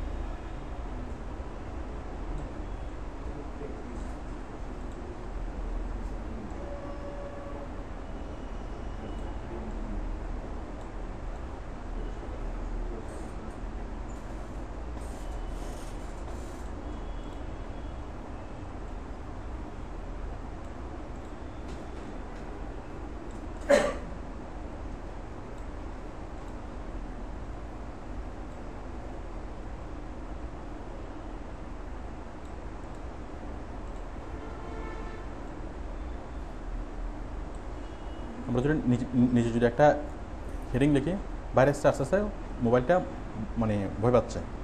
যাই হোক, এটা অত সুন্দর হয়নি। তারপর আপনারা এগুলো সার্চ করে আরও অনেক সুন্দর ছবি কালেকশন করতে পারবেন। মূল সিস্টেমটা আপনারা বুঝতে পারছেন কিনা?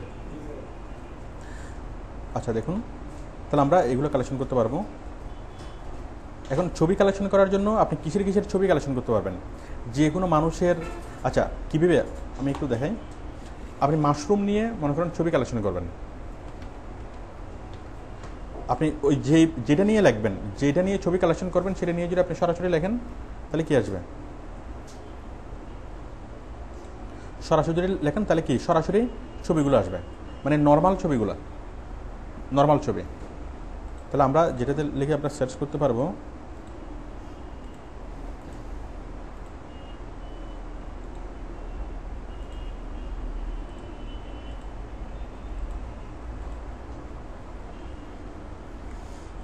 ইমেজ কালেকশন করার সময় আমরা নর্মাল ছবি,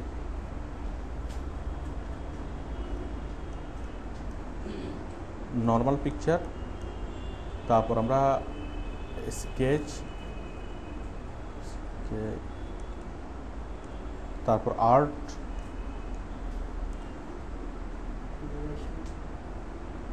আচ্ছা দাঁড়ান আমি আগে এগুলো বুঝাইনি তারপর এগুলো বোঝাবো। তাহলে আপনারা বিষয়বস্তুর সাথে প্রাসঙ্গিক কি বিষয়টা কি বুঝতে পারছেন? ছবিটা খুব আকর্ষণীয় হতে হবে, আকর্ষণীয় বিষয়টা কি বুঝতে পারছেন? ওই ছবিটা এমন হতে হবে, ছবিটা দেখে জন্য কি আকর্ষণীয় মানে হলো স্বাভাবিক ছবি না অস্বাভাবিক ছবি, সামথিং অ্যাবনর্মাল। কারণ স্বাভাবিক জিনিসগুলো মানুষকে আকৃষ্ট করবে না, যদি অস্বাভাবিক জিনিস হয় তাহলে মানুষকে আকৃষ্ট করবে, অস্বাভাবিক।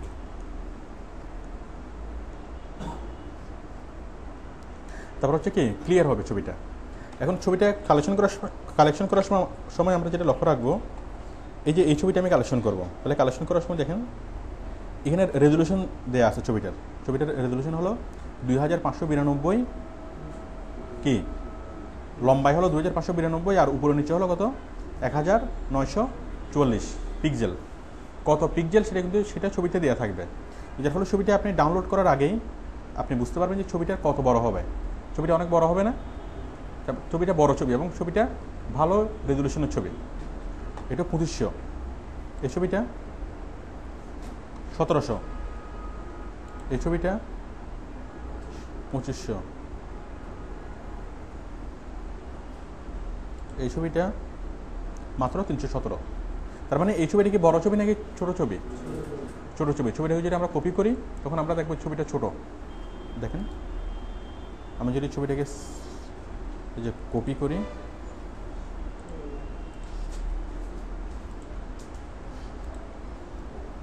ছবিটাকে আমরা ওইখানে বড় দেখলো, এখানে আমরা পাচ্ছি কি ছোট ছবি। আবার দেখেন এই ছবিটাকে 2500 পিক্সেল যেটা আমরা দেখেছিলাম, এই ছবিটাকে যদি আমি কপি করি তাহলে এই ছবিটা অনেক বড় হবে। ছবিটা লোডিং হয়ে যাক। তাহলে আমরা এই যে এটাকে যদি আমি কপি করি, কপি ইমেজ, ছবিটা অনেক বড় আকার আসবে। যাক অনেক বড় ছবি, আসতে সময় লাগতেছে। আপনারা কি এই বিষয়ে এটা বুঝতে পারছেন? তাহলে আমরা ছবি এইভাবে ডাউনলোড করতে পারি। কারণ একটু পর আসবে এটা, এই যে আসছে। বিষয়টা বুঝতে পারছেন? একদম ক্লিয়ার না ছবিটা?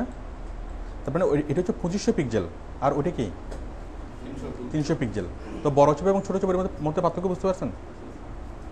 আচ্ছা,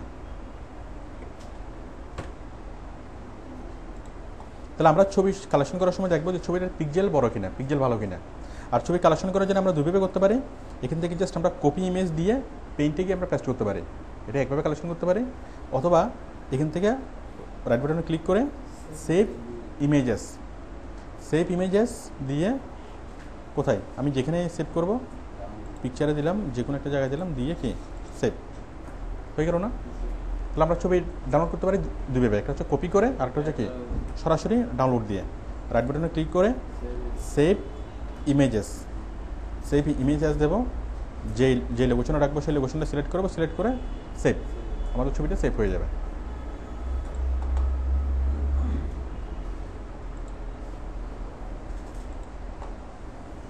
তাহলে আমরা ছবি কালেকশন করা শিখলাম।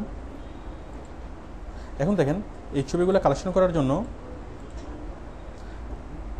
ছবিটা ক্লিয়ার হবে, মানে রেজলিউশন ভালো হবে। আপনারা কি ভালো রেজলিউশনের ছবি করতে পারবেন?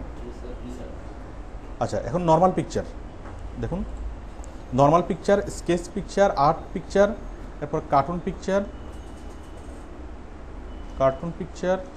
আবার হচ্ছে অ্যানিমেশন পিকচার। বিষয়টা দেখেন, নর্মাল পিকচার মানে এক একটা ছবি আমাদেরকে বিষয়বস্তুর প্রয়োজনে অনেকভাবে আমাদেরকে সার্চ করতে হতে পারে। আমি মাশরুম নিয়ে কোনো একটা কিছু লিখবো, তাহলে মাশরুম নিয়ে যদি আমি সার্চ করি আমি কোন ধরনের ছবিগুলো পাবো? সাধারণ ছবিগুলো পাবো, ঠিক আছে? মাশরুম একটা স্পেস দিয়ে যদি আমি লিখি, কি লিখবো? আমি যদি মাশরুম স্পেস দিয়ে লিখি কার্টুন, তাহলে মাশরুম নিয়ে তৈরি করে বিভিন্ন কার্টুনগুলো আমি পাবো। কার্টুন পাচ্ছি না? বিষয়টা বুঝতে পারছেন? মাশরুমের কার্টুন। আবার আমি যদি চাই না আমার কার্টুন দরকার না, আমার আঁকা ছবি দরকার, হাতে আঁকা স্কেচ, মানে হাতে আঁকা কি মাশরুমের স্কেচ, পেন্সিল দিয়ে আঁকা ছবি, স্কেচ, স্কেচ, পেন্সিল দিয়ে আঁকা মাশরুম পাচ্ছি না। আবার আমার চাচ্ছি আমরা পেন্সিল দিয়ে আঁকা মাশরুম দরকার নাই, আমার দরকার হচ্ছে তুলি দিয়ে আঁকা, রং তুলি দিয়ে আঁকা। তাহলে আমি লিখবো আর্ট। স্কেচ মানে কি ওই পেন্সিল দিয়ে, আর আর্ট মানে কি রং তুলি দিয়ে, রং তুলি দিয়ে। আপনারা কি পার্থক্যগুলো বুঝতে পারছেন?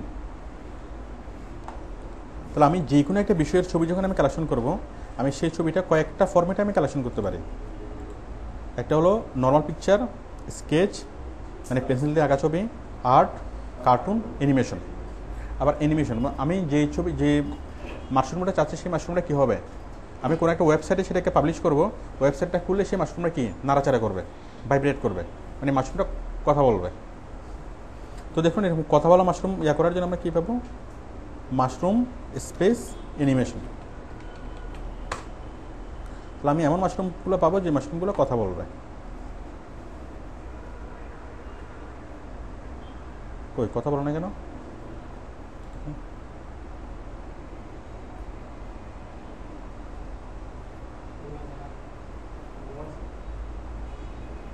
দিনের বেলা ঘুমাবে কেন?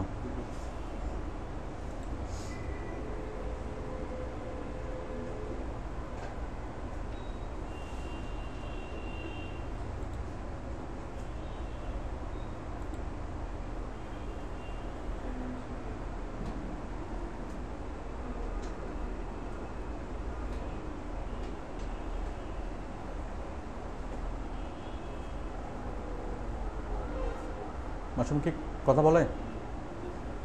কথা বলে? তাহলে আমরা অ্যানিমেশন আকারে এটাকে পাচ্ছি। তাহলে অ্যানিমেটেড মাশরুম করার জন্য আমি কী লিখবো? তাহলে এই জিনিসটা যদি আপনি কোনো একটা ওয়েবসাইটে দেন, সেটা অনেক আকর্ষণীয় হবে না? এই অ্যানিমেশনগুলোকে কালেকশন করার পদ্ধতিও সেম। রাইট বাটনে ক্লিক করে সেভ ইমেজেস, ঠিক আছে, সরাসরি ইমেজটা কালেকশন হবে। অ্যানিমেশনের পরিবর্তে আমরা আরেকভাবে লিখতে পারি জিফ, GIF, জিফ। জিফ আমরা একই রকম ছবি পাবো, মাশরুম যে মাশরুম কথা বলা মাশরুম পাবো।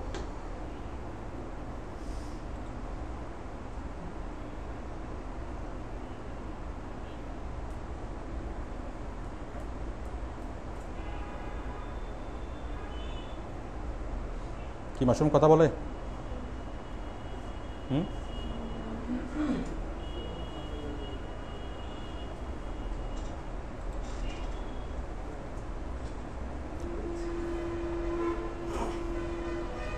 আপনি যে কোনো মানুষের নামে যদি করেন, মনে করেন ওবামা নর্মাল ছবি, ওবামা কার্টুন, ওবার কার্টুন চলে আসবে, ওবামা স্কেচ,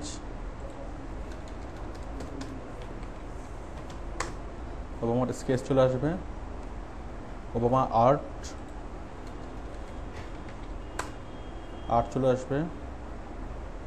আপনারা কি এটা বুঝতে পারছেন? এরপর ওবামা অ্যানিমেশন, দেখি ওবামা কি করে।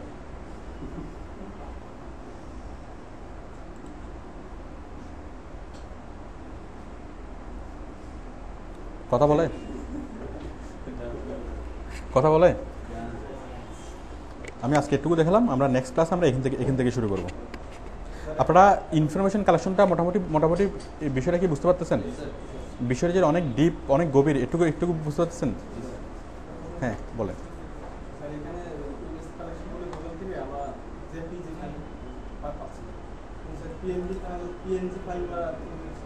খুব ইজি। আপনি এই যে ওবামা, আপনি জেপিজি, আমি ওবামার ছবি চাইবো, ওবামা স্পেস জেপিজি, বেশ জেপিজি ছবিগুলো চলে আসবে। এই যে যতগুলো ছবি দেবেন সবগুলো জেপিজি। আবার আমি যদি পিএনজি চাই, স্পেস দিয়ে পিএনজি, যে ফরম্যাটের ছবি চান সেই ফরম্যাটের ছবিটা আপনি লিখে দিলে কি ওই ফরম্যাটের ছবিটা চলে আসবে, ঠিক আছে। স্পেস দিয়ে আপনি ফরম্যাটের নামটা লিখে দেবেন, জেপিজি, পিএনজি, GIF, যে কোনো একটা ফরম্যাটের নাম লিখে দিলেই হবে। তো ঠিক আছে, সবাইকে ধন্যবাদ। আর আপনারা প্র্যাকটিস করবেন, আমি যে বিষয়গুলো ক্লাসে দেখাবো বিষয়গুলো প্র্যাকটিস করবেন। স্যার অনলাইন থেকে বলতেছি। হ্যাঁ বলেন, কোত্থেকে? সাতক্ষীরা থেকে। আচ্ছা জি বলুন। তো সাতক্ষীরা থেকে মাহবুব। আচ্ছা মাহবুব বলুন। স্যার আমাকে একটা গ্রুপে অ্যাড করে দেন। আচ্ছা আপনাকে একটা গ্রুপে অ্যাড করে দেবো। স্যার হ্যাঁ, আহ, গ্রুপ ডিসকাস করার জন্য গ্রুপে আপনি আপনি স্পেশালি আপনি ওই গ্রুপে অ্যাড হবেন ক্লাস শেষে। আপনি ক্লাস শেষে যদি ফেসবুক নিয়ে কাজ করেন তাহলে ফেসবুকের গ্রুপে, যদি ইউটিউব নিয়ে কাজ করেন ইউটিউবের গ্রুপে। সাধারণভাবে আপনি ক্লাসগুলো আগে শেষ করেন, ঠিক আছে? ওই গ্রুপ ডিসকাশনটা হচ্ছে ক্লাসের পরে, কারণ আমাদের তো অনেকগুলো পার্ট, অনেকগুলো সেগমেন্ট। আপনি যে সেগমেন্ট নিয়ে কাজ করবেন সেই সেগমেন্টের গ্রুপের সাথে আপনাকে আমি ইনভলভ করে দেবো, ঠিক আছে মাহবুব?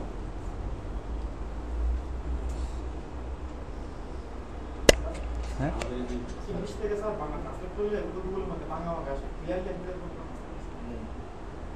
স্যার হ্যাঁ মাহবুব, Hello? হ্যাঁ মাহবুব শুনতে পাচ্ছেন? আপনি ক্লাসগুলো শেষ করেন, শেষ করার পরে আমি আপনাকে গ্রুপের সাথে জয়েন করাই দেবো।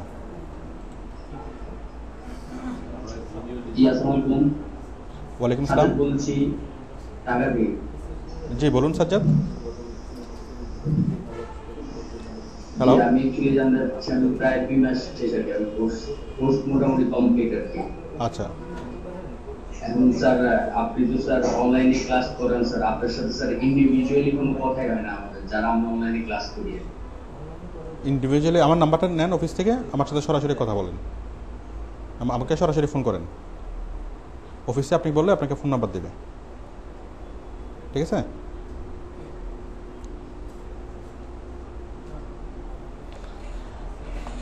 ওকে হ্যাঁ বলুন। আচ্ছা আপনারা কোশ্চেনগুলো লিখে রাখেন, আমি আগামী ক্লাসে ইয়ে দেবো, সলিউশন দেবো। ওকে সবাইকে ধন্যবাদ।